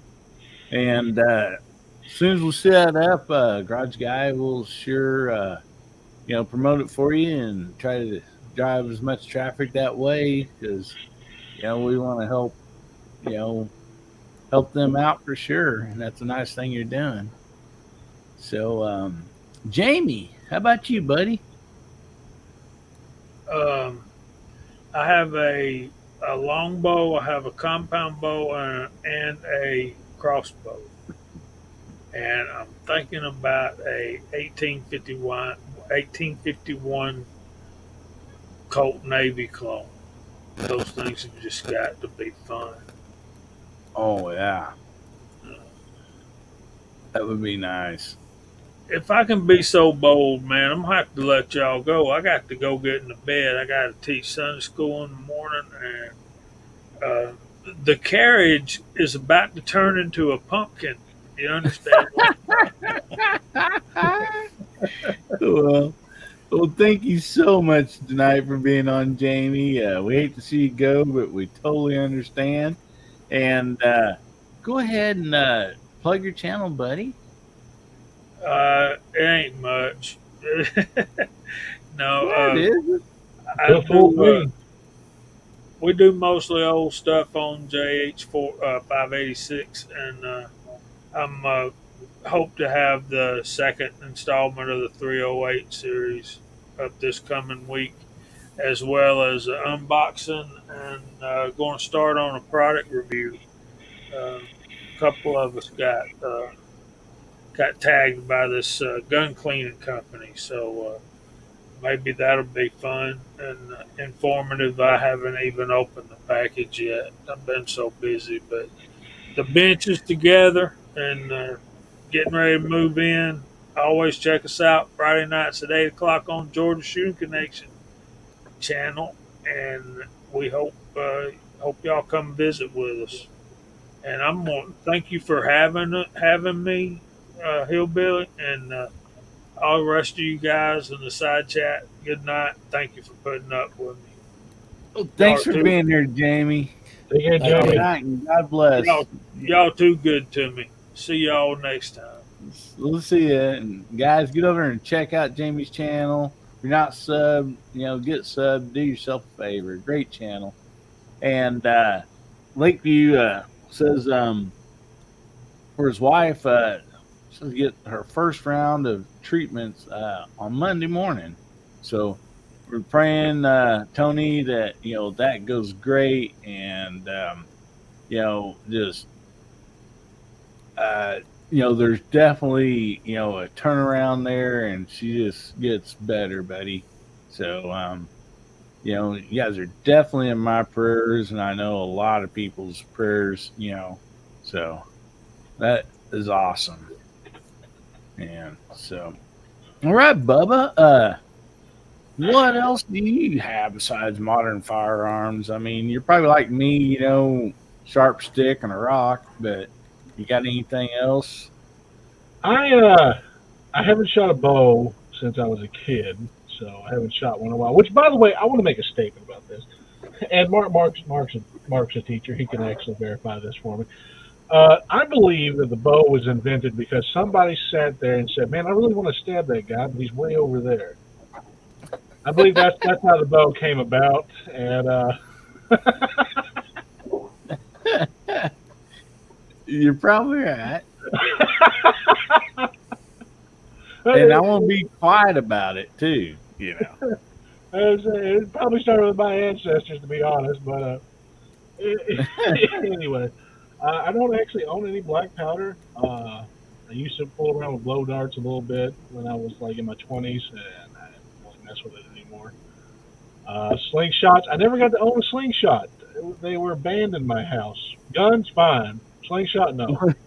Really? And the only thing I could think of was because one day my dad caught me making a bleeder for a rubber band, and was shooting them at my brother. So just everyone's like, whatever. And so apparently slingshots were banned in my house because he thought I would do the same thing with that. Which, in all honesty, I would have. I would have at that age. 13, 14 years old, I definitely would have used a slingshot and shot at my brother a couple times. Definitely my sister. Of course, me and my brother never got along with our sister. So. Yeah. But as far as the rest of the stuff is concerned, I've never shot a crossbow, actually. I've never had the opportunity to shoot one. I had the opportunity to shoot a black powder, but that's when I got diagnosed with thoracic outlet syndrome and stuff, and I really didn't want to mess anything up at the time, so I haven't had another chance to shoot a black powder gun. Probably going to buy one here soon, but if I get one, I want one where I can convert it to where it can shoot long Colt too. I'm pretty sure they still make those cylinder conversions for black powder guns, but yeah. Well, Bama Dad had a reaction to your reason why they come out with a bow. So they figured out when you can't chase down a deer with a spear, they figured they need to figure something else out. So necessarily what I really want to stab that guy is I really want to stab that deer.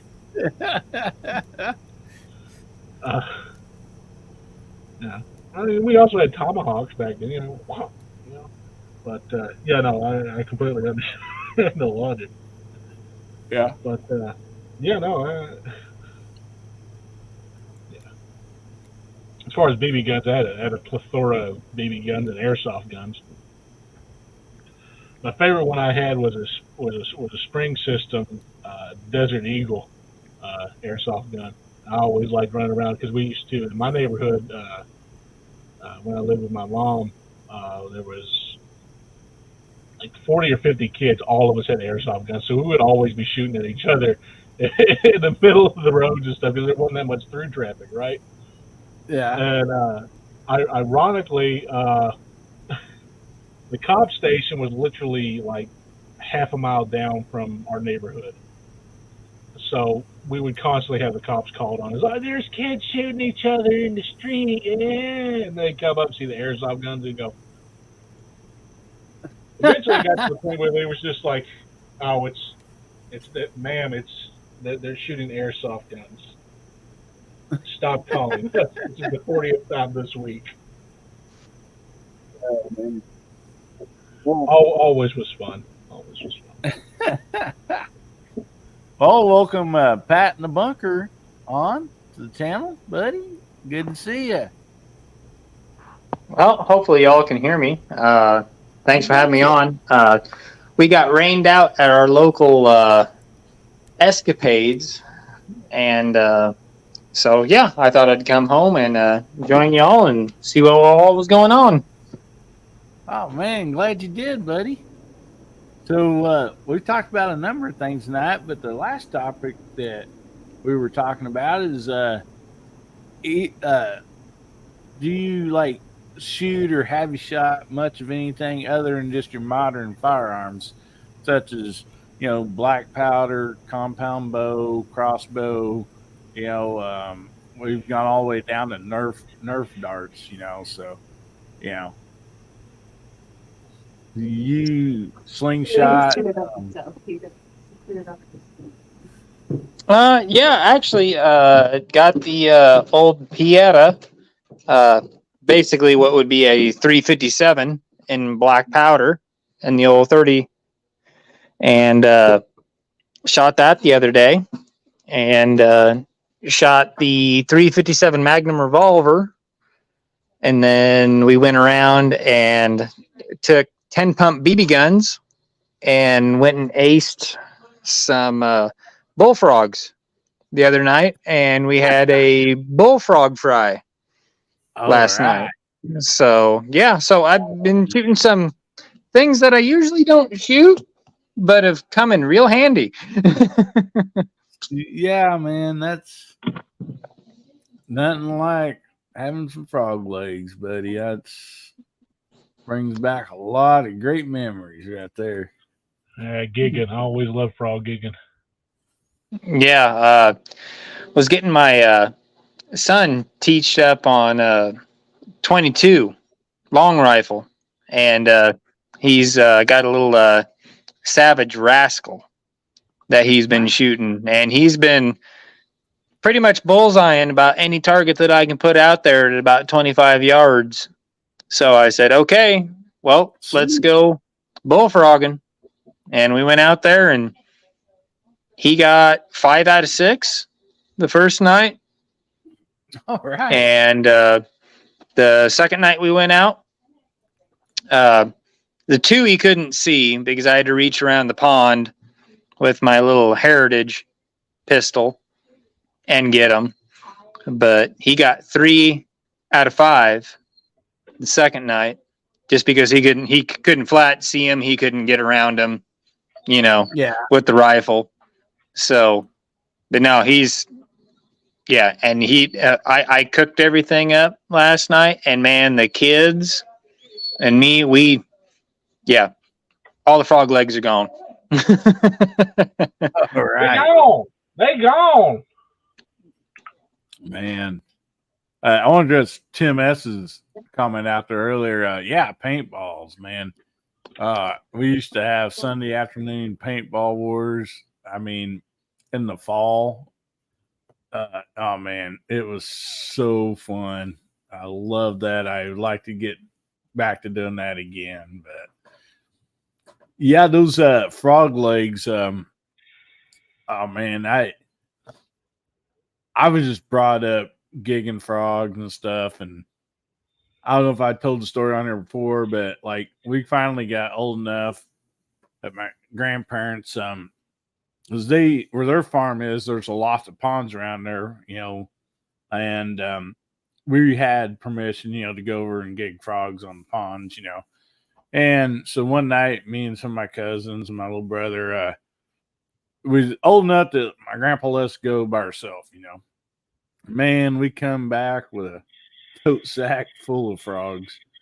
Got back to the house about midnight, and anyway, Grandpa was waiting up on us and Grandma, and like when we're hungry and tired and ready to go to bed, my grandpa's like, "Not till you clean all them frogs." And it's like, oh man, we learned our lesson not to get too many, after that. It's like, but we sure had some nice feasts. They didn't go to waste, but we definitely got way too many for that night, So. Yeah, now you can't go wrong with frog gigging or shooting them or just going out on a good hunt. Because that's honestly, that's probably one of the easiest ones to clean and cook. I mean, really, between pheasant or deer or anything, that's probably the easiest to cook and clean, right there. Frog legs and turtle soup. That was always my favorite things to eat. Oh, turtle soup. Yep. And I'd make up a mess of turtle soup. A mess of it. Well, the way we always got our turtles when we was running trot lines and they get, on the hook, of course, we just pull them up and then just cut their head off, and put the turtle in the boat and leave the head there for something else to eat on, But yeah, turtles are really bad to get, to get on the trot lines, out fishing. Yeah, my grandma's turtle soup was the only one I ever had, and it was wonderful. I always loved it.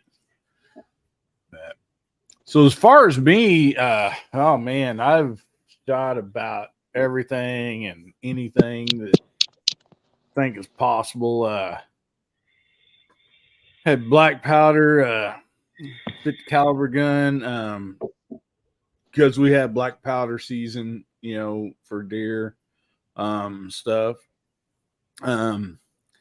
See, compound bow, I don't do it as much as I used to. I love to bow hunt. I really got down a rabbit hole on bow hunting. I mean, where I had lots of money in my setup, and it was great. I mean, I got really good at it, but I started out young with just a recurve, shooting at styrofoam, and got to where I really, really enjoyed that. The thrill about that is just, especially hunting with it, is they're so quiet, and and then if you're good with it, the accuracy that you can actually get with a nice compound bow or whatever. Crossbows, we're not allowed here in Missouri, which I think they may have just changed the laws recently. In Arkansas, which is close to me, you could hunt during bow season. You use a crossbow or whatever compound or whatever. But here in Missouri, you actually had to have a permit that basically said that like you was handicapped, either if it was age or maybe arthritis or whatever the case might be, but you actually had to have a permit to hunt with a crossbow here in Missouri for a long, long time. So I have shot crossbows, but it's not anything that like I don't own one, and I've not really, really, got into that a lot. But it is so much easier, from my buddies in Arkansas shooting theirs. I mean, it was just aim and pull the trigger, so much easier than compound bows. But man, blow darts, BB guns, man, I shot all. One thing I would say, if any compound. If any bow hunters are out there, they'll know exactly what I'm talking about. Because, you know, in late summer here, that's when you'd start really getting in shape, or, you know, training, practicing with your compound bow. And so, you know, you start to pull back. And of course, you know, if you got 50, 60, 70, whatever pounds of pull on that, you know, you shoot, and especially your first day, there's a muscle in your back shoulder that is not used to that. And man, the first few nights, it is just miserable, the pain of that muscle being used, you know, pulling back your bow. But, you know, just like anything, after you know, you get used to it, it don't bother you much. Okay, so yeah, Michael Dunn said he had a permit for his crossbow. So yeah, Moose says he harvests a lot of deer with a 70-pound Darton compound bow. Yeah, I mean, bow hunting is just, I know it's just a different thing. It's you and nature. I love it. You have to have the skills, and, you know, you have to be, you know, get fairly decent length, you know, to your deer. And so it's, yeah, I agree with you, Michael Dunn. It is very relaxing. You don't have to worry about some idiot walking through the forest with a firearm, you know.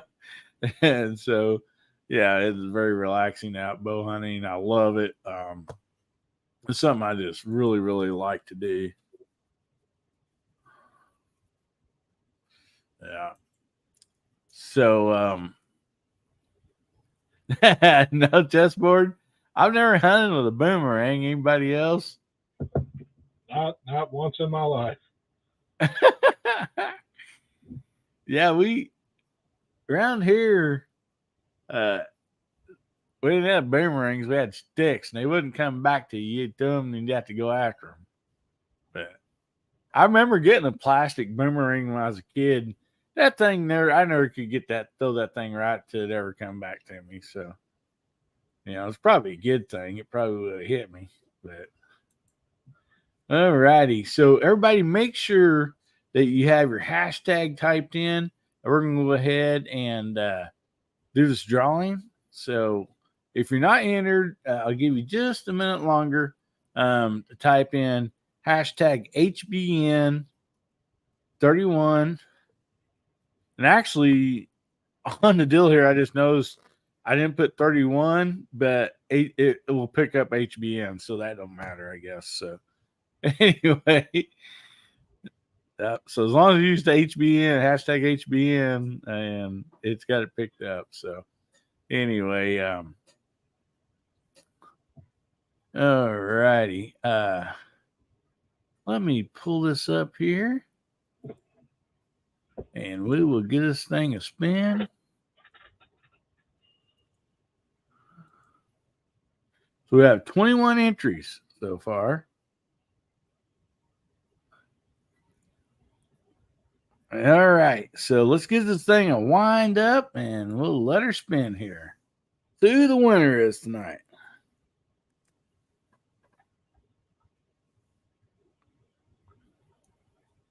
Dwayne, 7834. Congratulations, buddy. You won, and I forgot to say what I was giving away. I'm giving away the albatross knife. I'll show that here in a minute. So, anyway, congratulations, Dwayne. And that's a twofer for you tonight. You won the monthly giveaway also, which had nothing to do with this wheel, none whatsoever. So, congratulations, buddy. I've never had that happen before where somebody won both of them. That's awesome. So,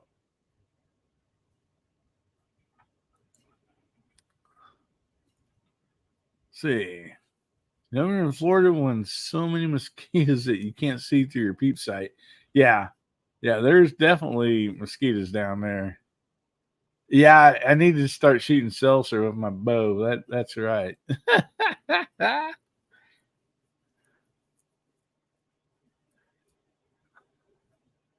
Yeah, boomerangs would be rough. Jackalope. Oh boy.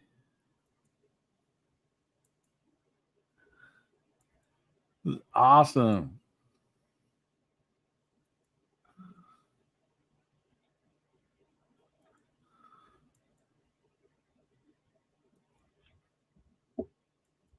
Yeah, Dwayne just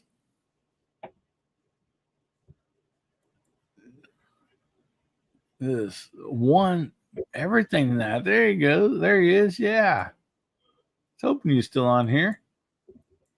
So, Dwayne, I do have your email, and I don't know if I have your address.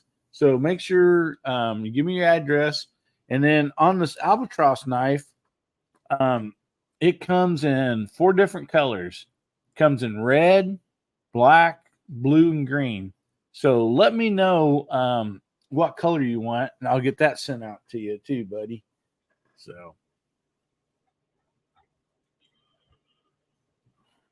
yeah, he says maybe you need to invest more in Mega Millions. Never had a good luck like tonight. Yeah, I would definitely go buy a lottery ticket, no doubt about that. So Veo, he's got some dreaming to do. Good night, buddy. And Mark had to sign off there. Got hit the sack. So appreciate you being on tonight, Mark. Yeah, definitely go buy a ticket, Dwayne.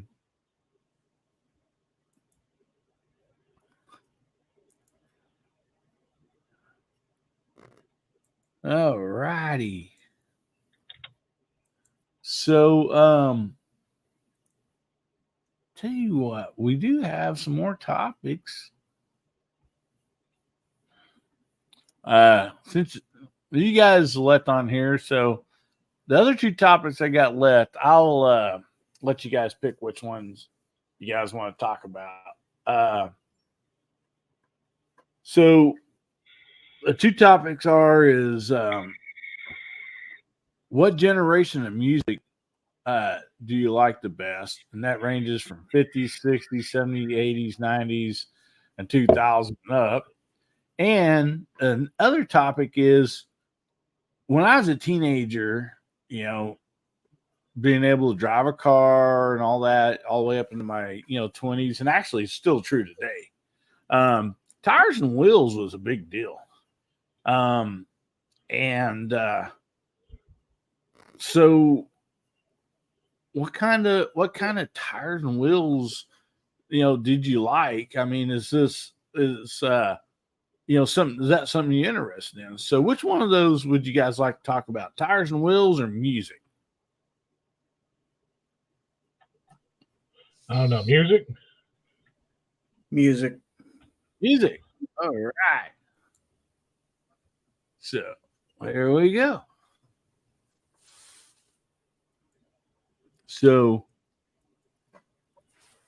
what generation of music do you like? And there can be several, different ones, but there's always different music stood out in these different, 10-year, deals, roughly. I mean, they, a little more than, sometimes you have 50s and 60s music or whatever. So, there is a crossover between the years, but they all had like a certain variety of music, and so what's some of your favorites, Gary? Well, I grew up in the 70s, graduated high school in the 70s, so that's the kind of music I more or less lean towards is 70s music. I mean, there's stuff outside of there I listen to also, but those are my favorites. All right. Any particular like songs or bands in that era that bring back any memories? Oh gosh, when I was in high school, of course, I always liked Kansas. let's see, Van Halen, REO Speedwagon, stuff like that. Foreigner, Aerosmith, stuff like that. I wasn't much into the disco and stuff like that, but yeah, those are the bands we listened to quite a bit. So you didn't have any platform shoes and a white jumpsuit and that? no. I grew up in a small town. I mean, you had to drive 45 minutes to get to a disco. I mean, a party night for us was out in the middle of a field or around a campfire somewhere with a keg and, stuff like that. The platform shoes wouldn't have worked out too well there. So Yeah. we just having fun, drinking our beer and having a good time. But yeah, we didn't wear the flashy stuff. Yeah. Well, yeah, that's great. There's Side Chat has a lot of great stuff here too, man, coming in. So, Pat, we decided to talk about music. There's different generations of music. I kind of put them up there on the banner.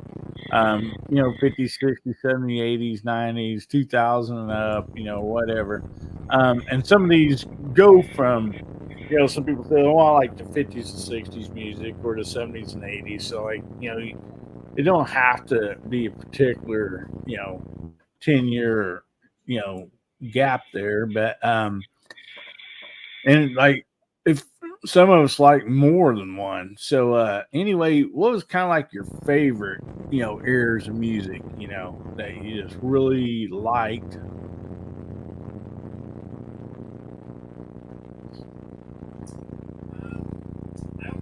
We can't hear you, buddy. We can't hear you. No audio. Is anybody else hearing a hum in the background? Yeah, I think it might be your mic. There's a little bit of a hum, and you were real low. We can hardly hear you.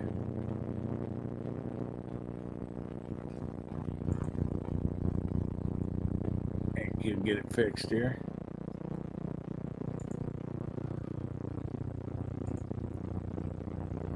Let's try that. There's something wrong on his end. Gotta be. A lot of weird background noise coming from him. Yeah.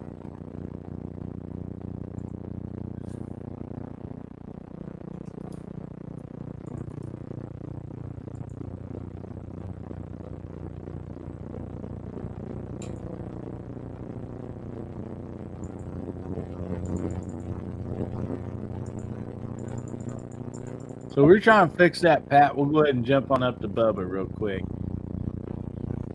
See, here's where mine gets weird. 40s, 50s, and then on to 80s and 90s are my favorites. All right, I didn't even put 40s and 50s on there. Yeah. 40, you didn't put 40s on, I put 50s on there. Yeah, 40. Yeah, that's right. I've said it on here a couple of times. I've always loved, the Ink Spots. I love them dearly. I always like listening to Ella Fitzgerald and stuff like that. So, I mean, stuff's just great. And it really catches on to me just because of the fact that, I always played the Fallout games and all of their music is stuff from the 40s to the 50s. Mm-hmm. The newer one, went as far as was it John Denver? Was it John Denver that sung Country Roads? Yeah. Yep. Yeah. So that's like the highest it goes in year for the game. So the radio the whole time all you hear is 40s and 50s, and this is in an era where everybody was on nuclear power and stuff like that. It was highly advanced beforehand, and then everybody decided to nuke each other. This is a video game. Yeah. So okay. The only music left over is 40s, 50s, and some 60s, some 70s songs. So it rings home to me whenever I play that game. So it's always nice. Plus you could build your own guns. So it was just, always a fun game to play. So it's probably another reason why I really like 40s and 50s songs. As far as the 80s and the 90s, if it wasn't metal or hard rock, I didn't really listen to it. I absolutely abhor rap. I cannot stand rap. So anything to do with that, and I don't like today's new country. I cannot stand it. It's disgusting. The only song so far that I've liked that's come out of the country here lately has been the Jason Aldean song that everybody seems to hate. And I'm still unsure why. Well, we talked about that last week, and yeah, it don't make. Yeah, I know. I much came in sense. after that question was asked, so I didn't get in trouble. Oh yeah, you were late. Yeah, Yeah, that's right. I came in right after that, so I didn't get in trouble. Or I didn't get nobody else in trouble. Well, since I mean, you missed it last week. If there's something you want to say without getting me kicked off YouTube, you're welcome to. Okay. So I'm going to say the same thing that I said whenever they did the whole "Baby It's Cold Outside" banning crap. Mm-hmm. If you don't like the song, don't listen to it. That's as simple as that. Oh, I don't like this song. Switch station. That's all you have to do. That's all I do. Oh my God! Well, somebody likes that song, and it doesn't mean the same thing to them that it does to you. So shut up, move on, switch the channel. That's all you got to do. Isn't that what they tell us all the time when the show comes on and nobody likes? Yeah. Isn't that what the other side says whenever we see a show like RuPaul's drag show or something like that? It's like, oh, I don't want to watch that. Well, change the channel. You ain't got to talk about it. So I'm saying the same damn thing. Change the freaking channel. All right? Not a hard concept. Where's my quarter? I don't like Taylor Swift, but I ain't out there trying to get her shut down. You know? But, you know, I don't get the mentality of, oh, I don't like something, so it's got to go. Instead of, oh, I could just, not listen to it. Well, yeah. I tell you, people listen to Johnny Rebel. I don't like Johnny Rebel. I cannot stomach anything that he sings. It's horrible, horrible, hate-filled music. But I don't listen to it. Some people do. Some people listen to rap. I don't. So I don't listen to it. Simple as that. I don't understand the need to and it's my generation too. It's millennials and lower. Yeah, I am a millennial. Before anybody asks, like, well, yeah, I am a millennial. But I've never understood the need, the desire to want to play a victim when you're not a victim. Like, I don't get it. I really like it. It doesn't ring true to me at all. It's just like I know you want to pretend that you're special, Buttercup, but you're not. There's a million other people like you, and they're all just as annoying. Did you just call me Buttercup? I was talking about people crying. Were you crying? Like, nobody is special. Unless you're in the government for some reason. Apparently you get away with everything, but Waco. Right. Sorry. Wait, Yeah. Waco. Wait, sorry. That's Ruby Ridge. Ruby Ridge. Ruby Ridge. Oh, God. All right, so since he's asked the question like 16 times, I gotta address this. As far as PSA, they make some rockin' uppers, some rockin' lowers. I would assume that the PA-10 is actually going to be really, really good. I have no problem with PSA products or stuff like that. There's some people that do, just like there's some people that have problems with Glocks. Hi. So it's 50-50 for every company. You're going to have a 50-50 chance of getting somebody that was lazy that day or were worked to the bone and too tired and didn't realize that they messed something up. Like something as small as it being a 10,000th of an inch off. So there's always going to be a 50-50 chance. So as far as PSA is concerned, I have not had any problems with anything to do with PSA. I rock several of their lowers. I rock several of their uppers. And I have not had a problem with PSA. So the PA-10 probably going to be good. I'm actually planning on getting the 308 in that caliber for them, and probably going to get their lowers as well. So that's the answer to that question. There's nothing wrong with PSA. Good night, chessboard. Unless it's a Jennings. Anything to do with Jennings, you can just pretty much throw that out the window. It's not going to work. So yeah, no, that question has been addressed. If I go any further with how mad I am at my generation and lower, I'm just going to stop. Well, you could, but no, you're going to stop. I'm stopping. They broke the mold on me. All right. I understand how they did because I'm a gigantic boy. So I understand why the mold broke. But listen. To anybody in my generation out there that likes to play the victim or anything like that, shut up. Just shut up. Yeah. GGW. Yeah, I do have hair. I got lots of hair, buddy. But anyway, Garage Guy sent you a coded message out there. So, Bubba. Screw you, Mark. No, don't even get me started. Listen, guys, look, I'm really trying hard not to go on a absolute rant.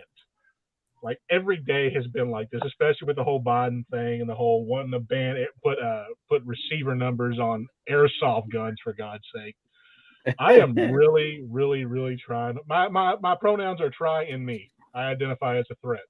Anyway, well, California's wanting to put serial numbers on bullets, aren't they, though, or something? Yeah, that's just stupid. Yeah, micro stamp everything, mother. Okay, I halted myself right there. Of course, Gary just had to put that up there. Thank you, Gary. All right, so here's the deal. Here's the deal with Glock. All right, I'm giving them another chance. All right, I'm giving them another. Love you, chance, brother. Okay. Love you, Gary. Give them another chance, and I've actually got a Glock 20, or is it Glock 22? I think it's a Glock 22. Yeah, get a Glock 22 because the last one that messed up on me was a 23. So we got 22 coming in the mail here soon. God willing, I win it, or something weird doesn't happen, or whatever. So, and the only reason why I got it is because the price is ridiculous. So yeah, other than that, I wouldn't give them another chance. But yeah, so I got a little Glock 44 that runs like a dream, you know. But I ran like a dream too, right into the trash can. Oh boy. So Pat, you didn't get a chance to talk about the music, buddy. So if you wanna say kind of like what your favorite years of music was, and obviously he likes Cornholio. Yes, exactly. The Beavis and Butthead album, yeah, obviously rocking. But anyway,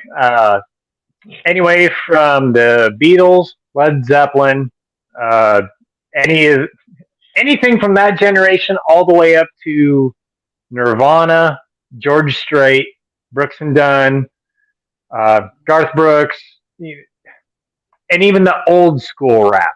I mean, when it told a story, it had a drum beat, it had guitar in it. That was good stuff. NWA, stuff like that. That was good stuff. Now, the new country nowadays that is trying to portray itself as rap, no, ain't gonna do it. Now, Jason, just like you said, Bubba, Jason Aldean's tried that in a small town. That sounded like a older school country song because it didn't have a hibbity hibbity hobbit hibbity hobbit hobbit hibbity hobbit in it, you know, and it sounded like what it was supposed to. And there wasn't a hint of racism in it. No. It didn't call anybody out. It didn't say anything about black, white, Chinese, Japanese, alien, alien clear up above, because evidently we have proof of that. But anyway, that's still to come out. That's subject for another time. So yeah, no, it's they're trying to recycle too much of the stuff that's been played beforehand and trying to do all this other mishmash stuff, and it's like, I don't know. It's anywhere from the 60s all the way up to the 90s. I love that stuff, except for some of the stuff that came out of the 80s. Holy crap. Some of that, poof. and you guys know what I'm talking about. So, but anyway, yeah, that as far as music, yeah, I love a wide range, but the newer stuff, I can't wrap my head around because everybody's trying to copy each other. So, but no, it's good stuff as long, especially. I forgot to pull this one out. Red Dirt. I love the Red Dirt. Absolutely love it. Red Dirt. Yep, Red Dirt Country. Yeah. Oh man, when it comes to music, for me, I'm just about a fan of pretty much all of it, or I have been at one point. Growing up, since I liked old cars and everything, we go to, the drive-ins and the cruise-ins and car shows and stuff, and so, they're always playing 50s, 60s music. I loved all that. Fan of that. Probably more my own personal type music that I grew up with, was late 70s and through the 80s. That was just stuff that, like, I remember, I loved it. And that was rock and country, and as far as that goes, I'm as much of a country, fan in that type of era as I am with rock or whatever. And then, like I said, when some of the rap came in at first, I wasn't too sure about it.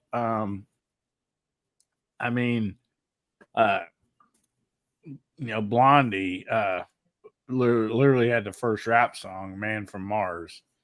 And it was played on a rock and roll station, but the I was kind of like you. There was a lot of rap. I liked some of the rap. I put it that way. Kind of back when it first came out for the same reasons that you said. But I wasn't just a humongous fan of that. I just country. I loved all the old country, Hank Williams Jr. You name it, all the way up to Garth Brooks, George Strait. Just, all that. But then again, I also liked, I still do, bands like Jimmy Buffett, and stuff like that. And so, it's just such a wide variety for me. That I just cannot really pick really one era out as my favorite. Maybe if I had to, it might be what we would call now classic rock. Would probably, if I had to pick just one, but it'd be hard to pick between that and the country along in that era. So, but anyway, that being said, anything else you guys want to talk about before we get off here? No, not really. Not really. I do. Actually, I do, but we're gonna get banned on YouTube, so I'm not gonna. There was one quick question I was just going to ask the panel and everybody out there real quick. What is your favorite 22 plinking ammo?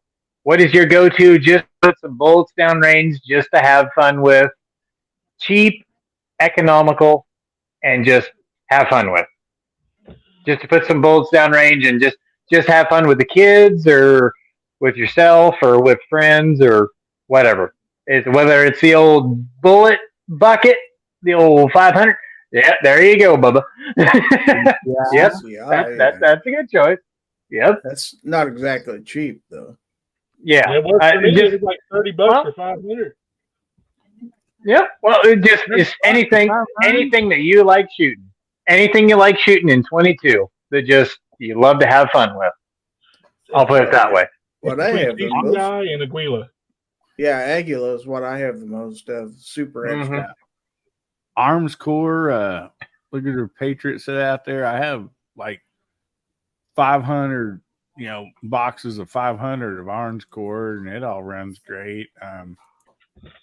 CCI, quite a bit of it. Got some Aguila. Now, if I was going to choose only one, it would probably be the CCI, but it's not. I don't know. It is more expensive. But when we was talking about ammunition a while ago, I was going through, since I'm cleaning out a room for my studio, like I'm going to be doing my lives back here in one of the bedrooms, hopefully by next weekend. But I was going through there and I was like moving ammunition around and stuff. Anyway, I come across a box of 9mm, and right off the top of my head, I don't remember what brand it was, but I most usually write the dates and prices on the box when I get them, and they vary from $9, for a box of 50, but this is the highest one I've come across. I don't know when I bought this. I didn't pay attention to the date, but I have a guess about the time I bought it. But it's a box of 50 9mm, and the price tag on that was $56. Wow. Yeah. I remember buying a pack of white box 9mm, and it was $38, and I was just like, "Good God, why?" Right. But anyway, I'll flash this up on the screen real quick. Hopefully, if my everything's been gone haywire tonight. The Aguila 22 Super Extra on there has been working pretty good on the bullfrogs. Right there, just like what Gizzard said. I had really good luck with this stuff. And if you want to cut back on the noise and you want to thump them really hard, the old Aguila 22 Sniper Subsonic with the 60 grain. I didn't know. Yeah, that. Oh man, this is good stuff right here. It's like it's 22 short, but it's 60 grain, and if you get them within 20 to 25 yards out of a long barrel rifle, man, that just puts a hurting on bullfrogs. Oh man, they're a weird brand because they're one of the few Aguilas that I've noticed that have been more oily. They're kind of like a Norma oily for those. Yep. And then if you want them to explode, put a little bit of Herter's hollow point 36 grain on them if you want them to absolutely explode, because the hollow point on that has been really deep and that just blows up in just about everything. So that's been another go-to right there. But even the old Federal Auto Match hasn't been bad. That was the first night. We went out the first night with that and got 6 with that. We shot 7 rounds, and the boy got all but one of those bullfrogs on every single shot except one with that. Yeah. So I can't complain. But this stuff right here, the Agula, the subsonic sniper, 60 grain. Wow, that lays a thumping on bullfrogs. Holy cow! And it's about half the noise, and it just, man, it's good stuff. I mean, as long as you're in close. I mean, it ain't no long range or anything by that standard, but man, that stuff works. So it's like a short on steroids, you say, basically? Yeah, pretty much. I mean, it's not a long range cartridge, but if you're within that 20 to 25 yard range with that, man, it'll thump. If you're doing coyote or raccoon or possum or just varmint within that 20 to 25, and it's quiet. Well, I'll be darned not to get some of those. I want to say hi to Bald the Builder. Welcome, Val. Let's see here. It's on the good type of steroids too. You know, kind of like the ones that make you win Tour de France like 6 times in a row.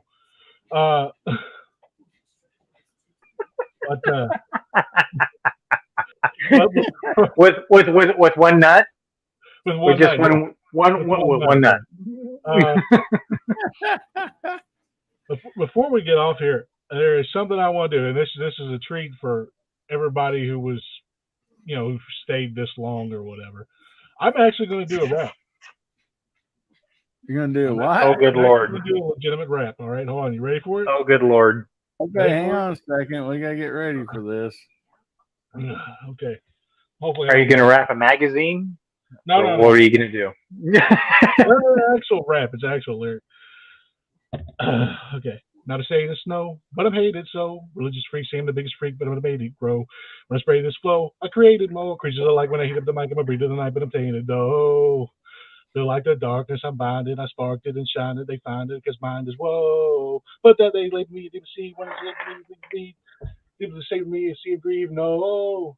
Do not believe the creature inside me. If you deceive, can leave us alive. If we disagree, people defy me. There you go. It's just a small little bit of freak for the end.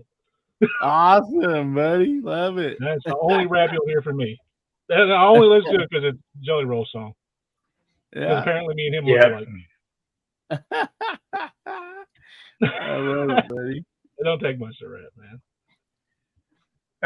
Gary, did you what do you like to? Did you get to chime in and say what you like to plink with or hunt with on the 22? Just like what you could mess around with. I said the same thing you did. Oh, okay. The Agula. Mm-hmm. Yeah. What are you shooting that out of?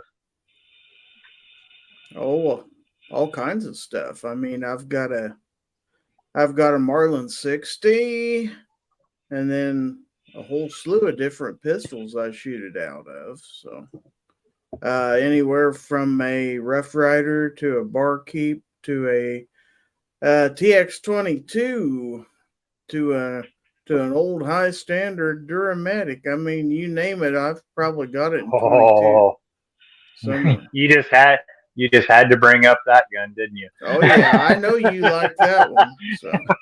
Man, I would buy that off of you on a heartbeat if you would let me buy it from you. I'm trying right now. I'm trying to find a Haskell's right now. High Point before they became High Point. I'm trying to find a Haskell's for sale. I've got one of those. Those things. I've got one of those. Cool. Those actually looked cool. Like I'm not gonna. You can tell it's High Point just because of the slide safety. But they actually looked half decent and had a nice, cool writing on the side, Haskell's. It's cool. Yeah, actually, on one of those, I just got done redoing the firing pin and spring, and they, I kid you not, they still honored it through High Point, and I got to put all that stuff brand new into that gun. Huh. Yep, That is they awesome. they still honored it because he goes, "Oh, this gun's not firing right." And I said, "Well, just hand it over to me. This has been 4 or 5 months ago." And I said, "Okay, well," I said, "just hand it over to me." I tore it down, and I said, "Oh," I said, "the springs broke."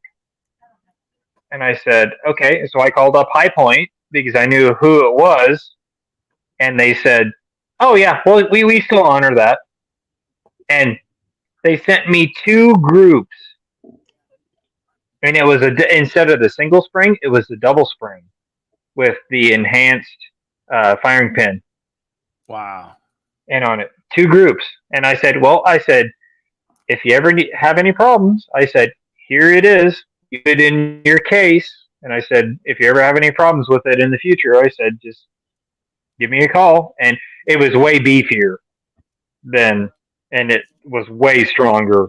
I could tell just by messing with it and the magnetism, because it was kind of that Chinesium stuff that the magnet would barely stick to.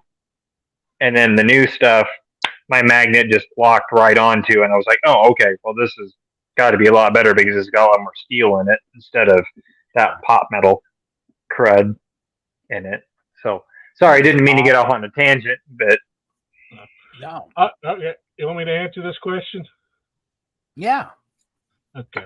So the Wildcat for Winchester is one of the last few things that they have done that has actually been worth a dang from Winchester, to be honest. yep. So the Wildcat Thank you, Bubba. is absolutely amazing. It is probably one of the best firing semi-auto rifles I've ever shot, outside of like Marlin or something like that. I have fired it. It is fun. You cannot outpace the trigger. I have tried, and it's just an all around good gun. Plus, it takes Ruger 1022 magazines, so that's pretty cool. But if you end up getting one and the Ruger 1022 magazines don't fit in it, what happens is some of the molding inside of the magazine catch and the magazine release for the plastic that they use for like the decorations and stuff sometimes goes over a little too far, and sometimes it won't seat the Ruger 1022 magazines. What you got to do is reach up there with like an X-Acto knife or a box cutter and just kind of like trim just a little bit of that excess off, and it'll be fine. I don't own a Wildcat right now, but because I honestly just want the expert because I like the way the bolt gun looks for it too. So, but the Winchester Wildcat, absolutely amazing. It is a very fun gun. It is very light, very very light. So it's a very good out in the woods hunting squirrels rifle. So, and it's pretty accurate too. I'd say it's average groupings on it for me, just picking it up. I think I was like 1.5 inch at 50 yards without even really trying. So yeah, Winchester Wildcat is the best thing come from Winchester in a long time. So just to answer that question. Yeah, I'll sub a little something on top of what you said, but my dad's got one of those when they used to sell remember the Winchester Wildcat ammo they used to sell to go along with that? Do you remember that, Bubba? Yep. Yeah, it was just in the little 50-round packs in the cardboard boxes. And yeah, me and Dad used to go out shooting squirrels and rabbits and everything else with that. And that was, we had a blast. I with still all got that some of the stuff. skills I saved actually.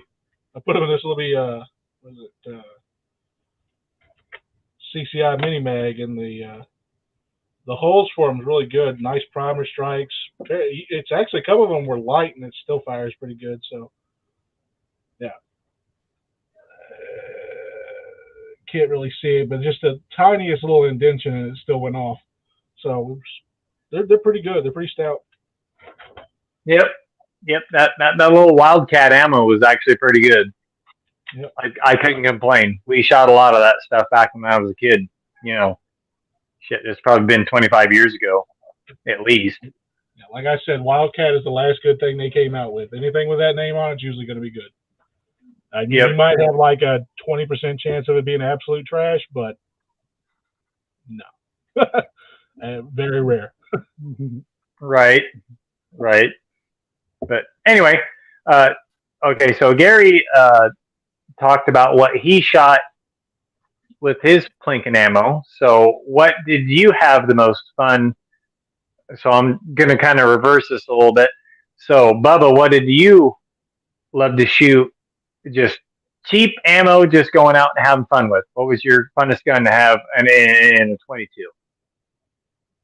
So far, it's been that one, a little Ruger American Predator model. It's got a bull barrel on it, and it's just been an absolute blast. The no pun intended. The scope on it is almost as long as the barrel, and the barrel's 18 inches, so it's a pretty big scope on that sucker. Not Luke. But it shoots about half-inch groups at about 100, and I think furthest I took it out to so far has been 125, 150 yards. But it's about half-inch groups. So, I mean, it's just a lot of fun. Shooting at little bitty plates and stuff my brother had, like, lying around on the ground and stuff, just pinging it off and popping up and hitting the target and stuff. It's a lot of fun. I've actually got a couple spinner targets over there on that dresser that I have to put up and try out. But yeah, no, that's probably the most fun I had, and it's always going to be CCI or Aguila for that rifle. That rifle loves it. It hates Norma. It hates Norma. It doesn't like Ely, and it absolutely hates Lapua. I don't know why, but it absolutely hates the high brand stuff. Yeah. There you go. So, okay, well, I'll ask, hey, Billy. So what's the cheapest stuff that you've ran through any 22 that you just absolutely have a blast run through? Just plinking, doesn't matter. Just having a blast out in the backyard or going out and hunting squirrels. What's your favorite combination? Well, when I was younger, I had that IFCA single action 22. Is lever action, but it's single shot lever action. And I loved, of course, shooting that. I go out squirrel hunting, and I find me a good place in the woods, just sit down, lean up against a tree, with my dog, and I would put 22 shorts in there because the squirrels would come out, and I could pop them, and it didn't make hardly any noise at all. So the other squirrels that was, out and about, they didn't really run off. They would just like look around and they just go about their business. Whereas, some a little bit bigger in the 22, you get one shot, if you've ever been squirrel hunting, you get one shot and they all run and hide, and you got to wait another 10, 15 minutes for them to come back out again. And so that's why I thought about that ammunition you was talking about there, that subsonic, that would be really fun for that. And yeah, I mean, I will say the squirrels, anything I shot like that, we ate it. We ate them, in several different ways, and but nowadays, to be honest with you,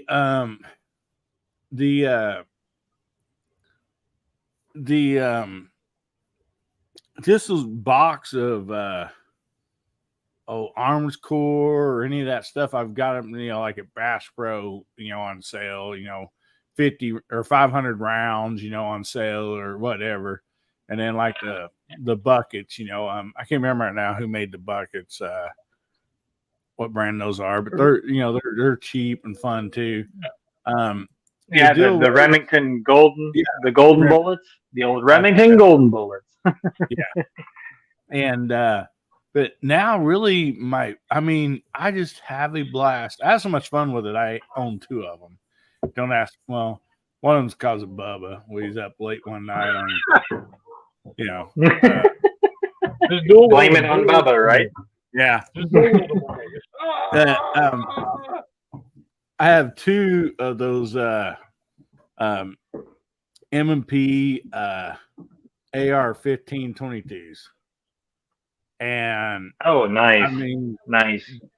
with you get like on the one that I've been shooting, nice little red dot on there and stuff, and get that thing tuned in. Like you literally, I mean, you can pick marbles off of a piece of wood. I mean, they're that accurate and just fun. I mean, just a blast to shoot. So right now, that's probably my favorite 22. I mean, I have a lot that I enjoy shooting, but as far as going out planking, man, that thing is just a lot of fun. There's only been a few times I've had either a stovepipe or something, nothing serious, and that was just basically running that very cheap ammo through it. I mean, you literally, most of that stuff, you can like hold it up and blow the grit off of the shell. I mean, you feel it's gritty, I mean, so yeah, Yep. there's no wonder that, they can give a little bit of trouble, but, yeah, that's probably my go-to right now. It's just a lot of fun, and I'm definitely going to get me some of those subsonic 22s that you showed. I mean, there's no doubt about that. I mean, those I definitely want to try. No doubt about that. Yeah, it's literally a 22 short case with a 60 grain pill sitting on top of it. Yeah. So yeah, in close, yeah, you're womping something pretty hard. Yeah, see, Dilpo agrees with me. Oh, Yep. little sprinter targets. Yeah, it's supposed to be a self-healing one. It's supposed to. We're going to damn sure test it, but it's supposed to go all the way up to self-heal up to a 50 cal bullet, so up to a 50 Beowulf. So we're going to shoot a 450 at it and see if this thing holds up and self-heals. Nice. Bubba, We'll be spinning here in the middle. Not very long ago, I seen you shoot your stand. So Yeah.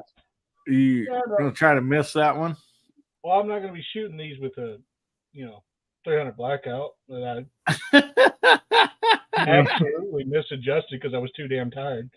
And then I got one of these because I figured I'd do a review on these because a lot of people like to have 22 little spinner targets. And oh yeah, I'll be honest, this thing's really, really short. So I'm probably going to build my own stand and just rest it in there a little bit higher up off the ground and do it that way. You betcha. But yeah. But, for the price point of these two things, I was just like, it ain't going to hurt to try them out. It ain't going to hurt to try them out. No. So, I spend under half a C note. So. Yep, can't go wrong there. Actually, were those Caldwell by any chance, or what brand were those? Oh, this one's actually High Wild. Okay. I had the rolling ball that you could shoot up to 30 caliber, and I had that thing forever until I finally just killed it with Mosin Nagant steel core ammo. I just wound up gutting it like a pig. But it took a lot of rounds. This thing's made by Pormical, it looks like. Yeah, Pormical. So, never heard of the company. Okay. So it ain't going to be that big a deal, and I don't mind testing out cheaper stuff that's on, Amazon stuff. And one thing, people tell me not to buy stuff from Amazon and stuff like that all the time, but in all honesty, with how anti-gun they are, I love buying gun stuff from that place. I love it. They're anti-gun, and I'm buying gun stuff from them at a cheaper price. That's got to cut them deep. I love Yeah. it, man. Right. It don't really go to them. Only thing they get paid is for the shipping and handling, and a little bit of like 5 or 6% or something like that. Mm. I'm making them deliver the stuff to me. Come on, especially Yep. same There day you go. shipping. I'll eat at them all day. I don't care. Their garage guy says he likes to champion pop-up targets for 22. So he mounted his on top of Sawhorse. I might do that There you too. go. I might get a couple of them. What I want to do is I want to get me some AR-500 targets and set them up all along the back row. If my brother will let me keep permanent stands up there, because if I go to make them, I don't want to have to carry them in my car. Yeah. I'd always take them out there and reset them up and stuff. So Yep. if he'll let me have a little bitty spot off to the side where I can just set these up, which he's cut out a berm for me before to shoot at. So I don't see why he'd have a problem with it. Plus, he's wanting me to sight in his 6.5 Creed and do reloads for him. So that's the least he can do if I'm not going to charge him for reloads. I'm gonna be footing out the money to make his reload. So at least he could do is that, right?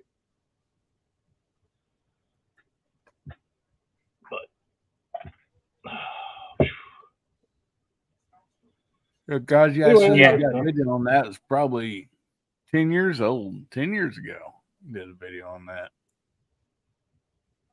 Nice. Yeah, you'd be surprised, like, what you come up with. Like, at least for me, if you got a garage full of power tools and this and that, I mean,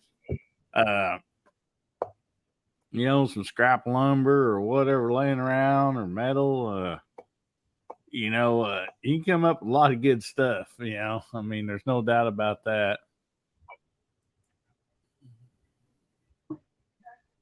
Yeah.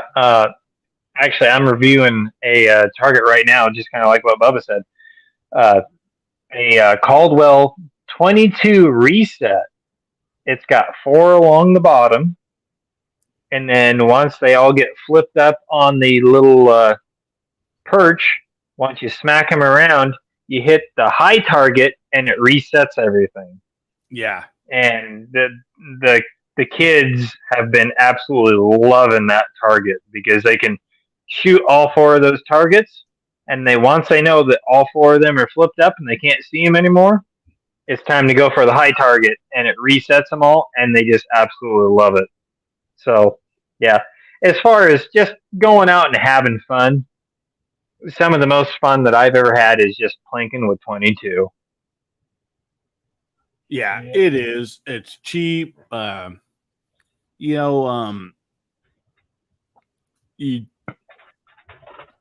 You don't have to worry about the price, that you're out there just spending, and you don't there's a little difference between that and a high powered, rifle or something that you might have to worry about backstops or ricochets or something like that. It's just a little safer. I agree with you. Travis T says he lays out a tarp and shoots ugly dishes he buys at yard sales. Makes cleanup easy and cheapest reactive targets you can buy. Yeah. So here's another thing I got to do a review on. My buddy Rob over at Hamilton Outdoors has a lot of the smaller ones, and I found out that Hunt Pal actually makes a bigger tripod for shooting. So this thing apparently goes all the way up to 5 foot 16 inches or something, 5 foot 6 inches, something like that. And it's all steel, and I'm kind of anxious to try that out. It holds up to 450, so I'm assuming it's going to be pretty decent. Yeah, Bubba, I wish I'd known you was looking for one. Nice. I probably could have got you one for free. I did a review on one here a while back, and I really liked it. It goes up like 6 foot, and those are really nice. I mean, I think all of them are nice to have. The reason I like this one is because, like around here, most is on hillsides. So, you can easily adjust, one leg. They're long enough that you can easily adjust one downhill, or whatever. So, that makes it nice.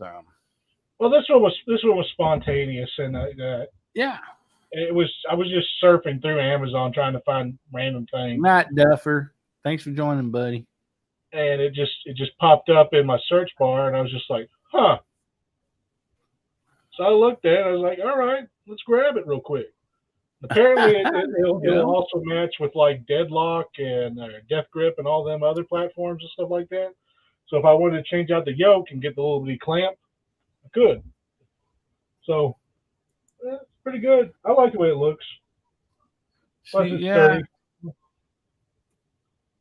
So it was just like a spur of the moment. Garage Guy says he uses scrap metal for targets. It has been for years on his channel, and I mean that's definitely whatever you got laying around, Yep. But the reset targets and I think the dueling trees they're just something that's great because you don't have to go down there and mess with them and stuff. If you want to just go out there planking and stuff like that, those style of targets, even the swinging targets, except for some of the swinging targets, like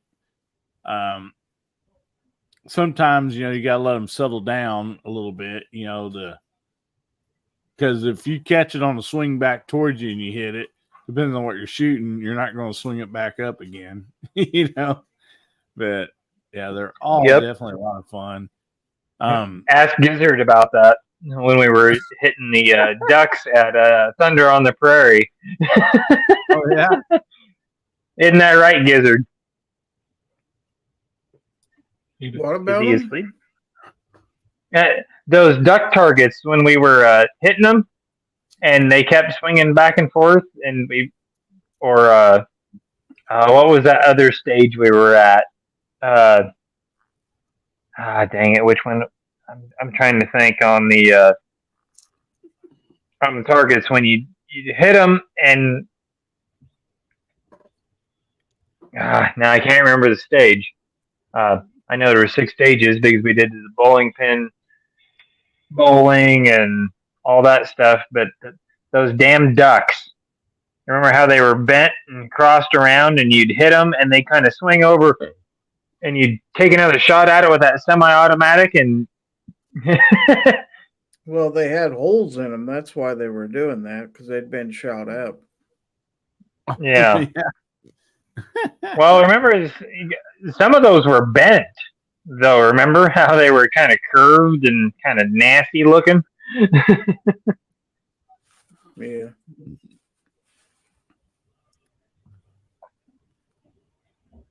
Yeah. But anywho. See, Travis T says, years ago, I worked for a family that owned an automobile salvage yard. The corner had a berm. We'd put cars and trucks in front of the berm. Oh, so like you'd shoot the cars and trucks. That'd be fun.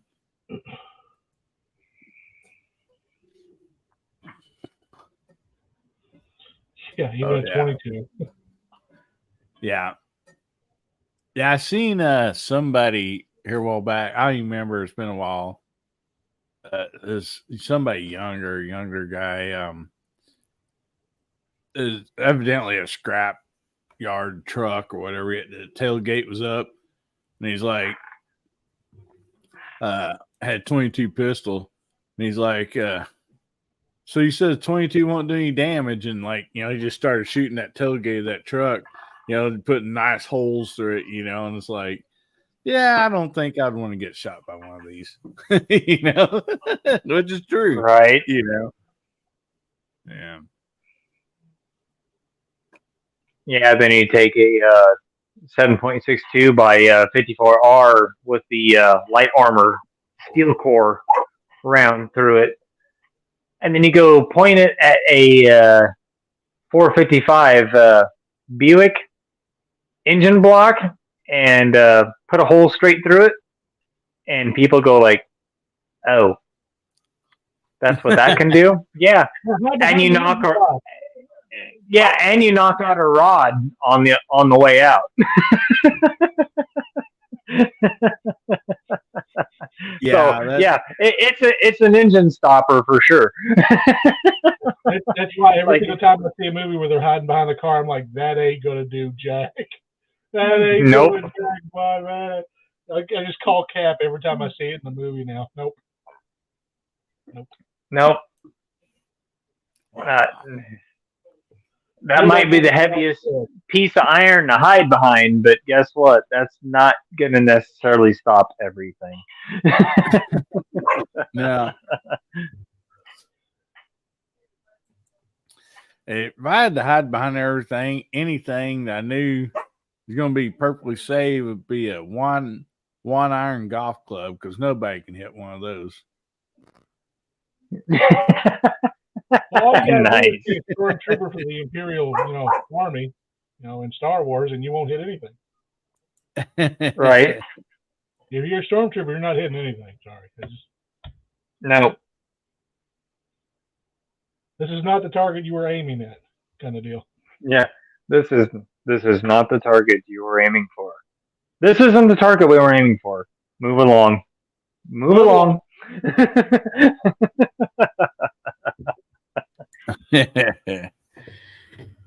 Just nerd out like crazy. Yeah, Yep. I didn't thought about that. Those stormtroopers, they couldn't hit much, could they? No, they couldn't.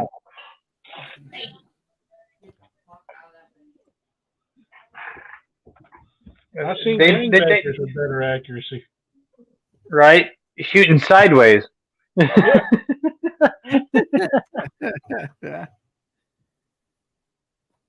Oh my goodness. That's And hilarious. the heck of the thing is, the heck of the thing is, all right, and I'm going to nerd out again real quick, is all of them stormtroopers were clones of Jango Fett. All of them. All of them were clones of Jango Fett. Every last one of them. And they Evidently, sucked. he wasn't a good shot, was he? And the Fetts were among some of the strongest in the Mandalorian clans, like back in the day. So it's just like, you have a targeting HUD in your helmet telling you where to aim. What's going on, bruh? It's like, oh, there was wind. It's a laser. Thank you, Bubba. Laser. Laser. Thank you for bringing that up. Thank you.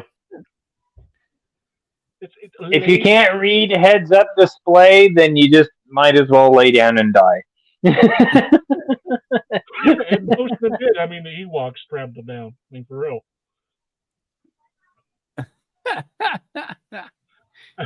Yeah, here we're talking about all this after Luke Skywalker gets off. I mean, you should have brought that up earlier when he was on here. I'm gonna do it. Hey, next Right. time he's in, we're just gonna do Star Wars questions. If he pops in, everything we're just gonna switch to Star Wars. Everything, every little bit thing. And I'm not talking about the new Star Wars either, because that's garbage. The only Well, new he Star might Wars be- that's been worth a dang has been the Mandalorian, and that's it. He might be like, Chad was on that night when he was on here, and we got to start.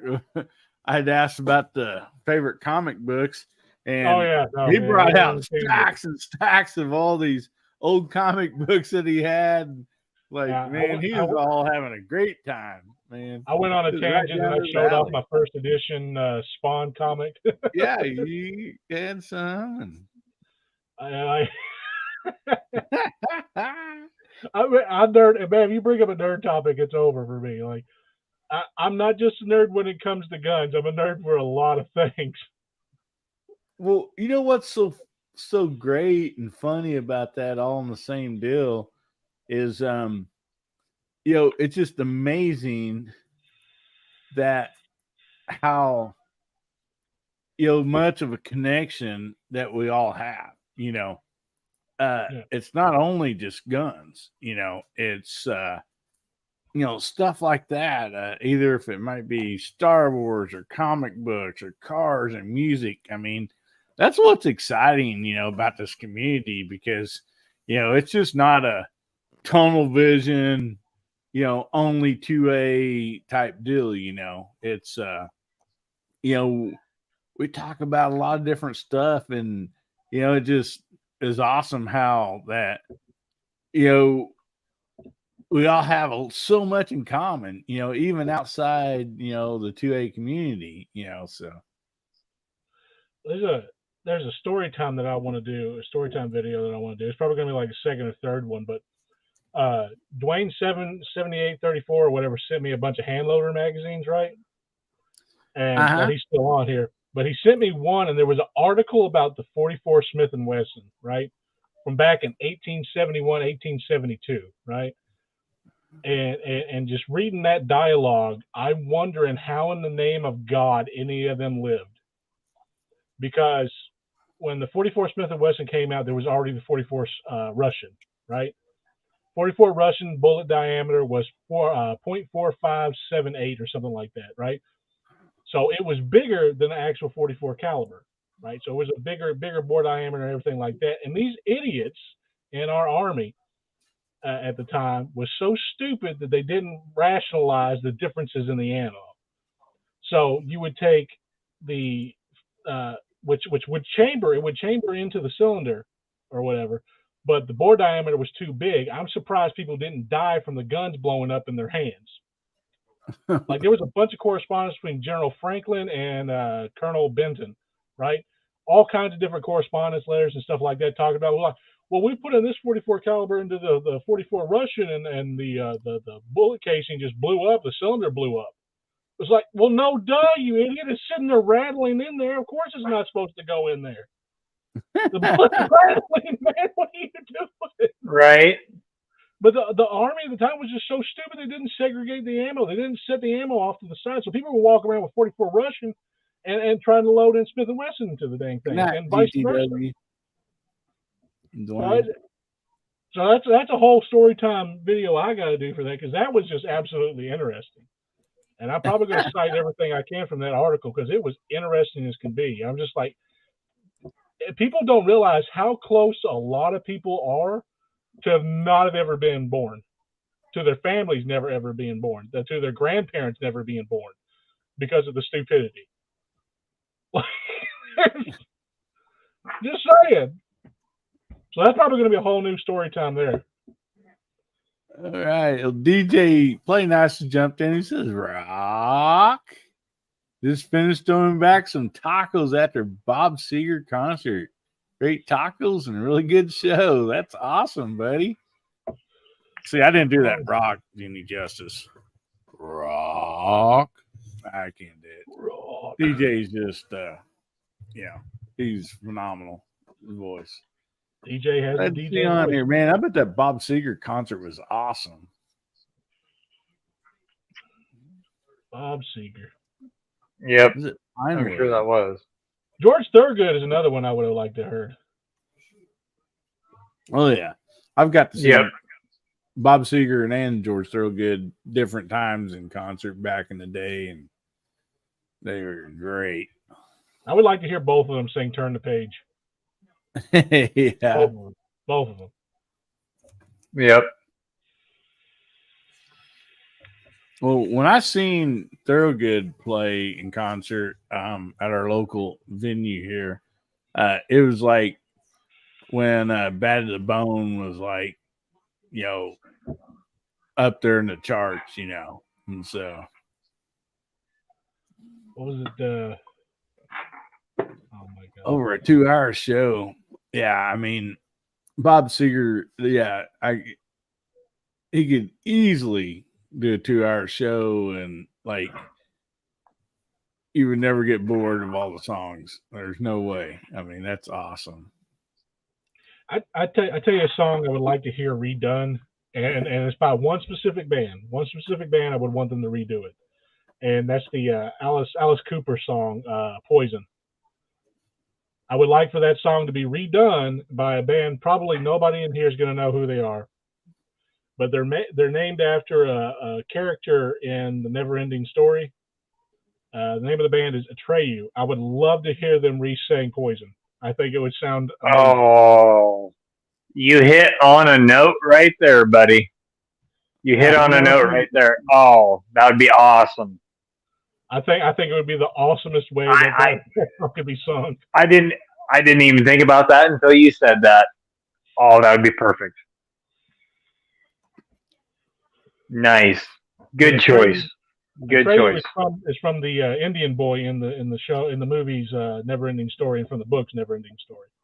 So it's Oh yeah. That's what their band's named after. Okay. Yeah. I always liked, because Never Ending Story was one of my favorite movies when I was a kid. That and like any Abbott and Costello movie. Any Abbott and Costello. So. But anyway, fellas, well, I got to get off. I've got an early morning, so thanks for having me on the chat tonight, and I do appreciate it. You bet you, buddy. And we probably just go ahead and wrap this up. So if you want to go ahead and plug your channel, we'll just work our way around here, and we'll go ahead and let these fine folks get some sleep tonight. All right. Yep. Well, it's almost 12 o'clock, so we will we will say hello to everybody in the new time zone in the morning. So good morning, everybody. And thanks to Bubba and everybody that was all on the panel tonight. Gizzard Gary and Bubba. And of course, our beloved host, Billy. Thanks for having me on, brother.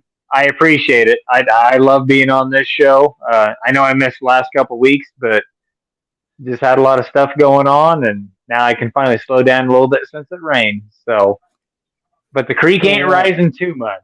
The creek ain't rising too much, but it's raising good, and I love it. Always glad to have you on here, Pat. Always a blast, buddy. Thank you. Well, I definitely appreciate it. So, y'all have a good night, and we will check y'all out later. All right, buddy. Good evening. So, Bubba, do you want to plug your channel? You had another great video out today. It wasn't too good of a video. I mean, I did have that one. I made Mark laugh pretty hard. Yeah. I made Mark laugh pretty hard because I told him, 70-30. And he even commented on it. He said, I was laughing really hard. But guys, hopefully going to do story time this weekend. Throughout all of next week, I'm stuck on supervisor position, and I might end up having to work 16-hour shifts a couple of days in a row. So I might be really tired throughout this next week.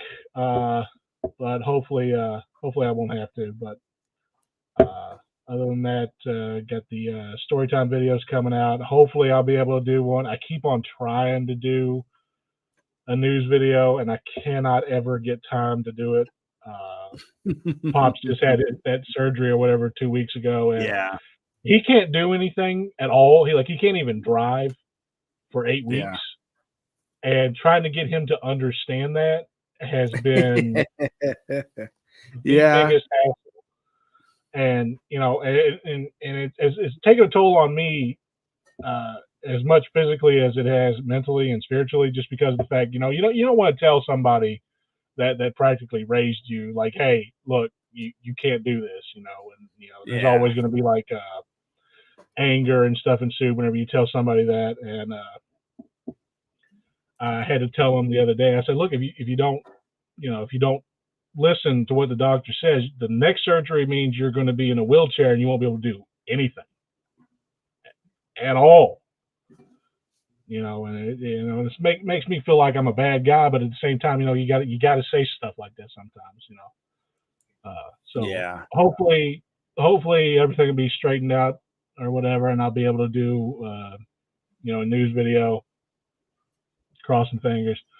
And hopefully this next weekend, or maybe Monday, I'll be able to do a video on the 450, as long as I get somebody to come with me. But guys, other than that, you guys stay safe, stay armed, stay two-way strong. Have a fantastic weekend. Keep getting at it. You bet, buddy. Thank you so much for being on here, guys. as always, go check out Bubba's channel. You know, subscribe. Great channel, great guy. And also, Garage Guy's up there again. He's gonna have the shotgun giveaway video coming up this week for Lakeview. So looking forward to that, Mark. You get it up. That's gonna be awesome what you're doing. And great gun there, and it's very, very nice of you to raffle that off for him, as his wife. That's awesome. Yeah, Bubba, I don't like, which I guess don't make sense. I've been out hunting in the woods, climbing trees with, either bows or guns or whatever for many years, but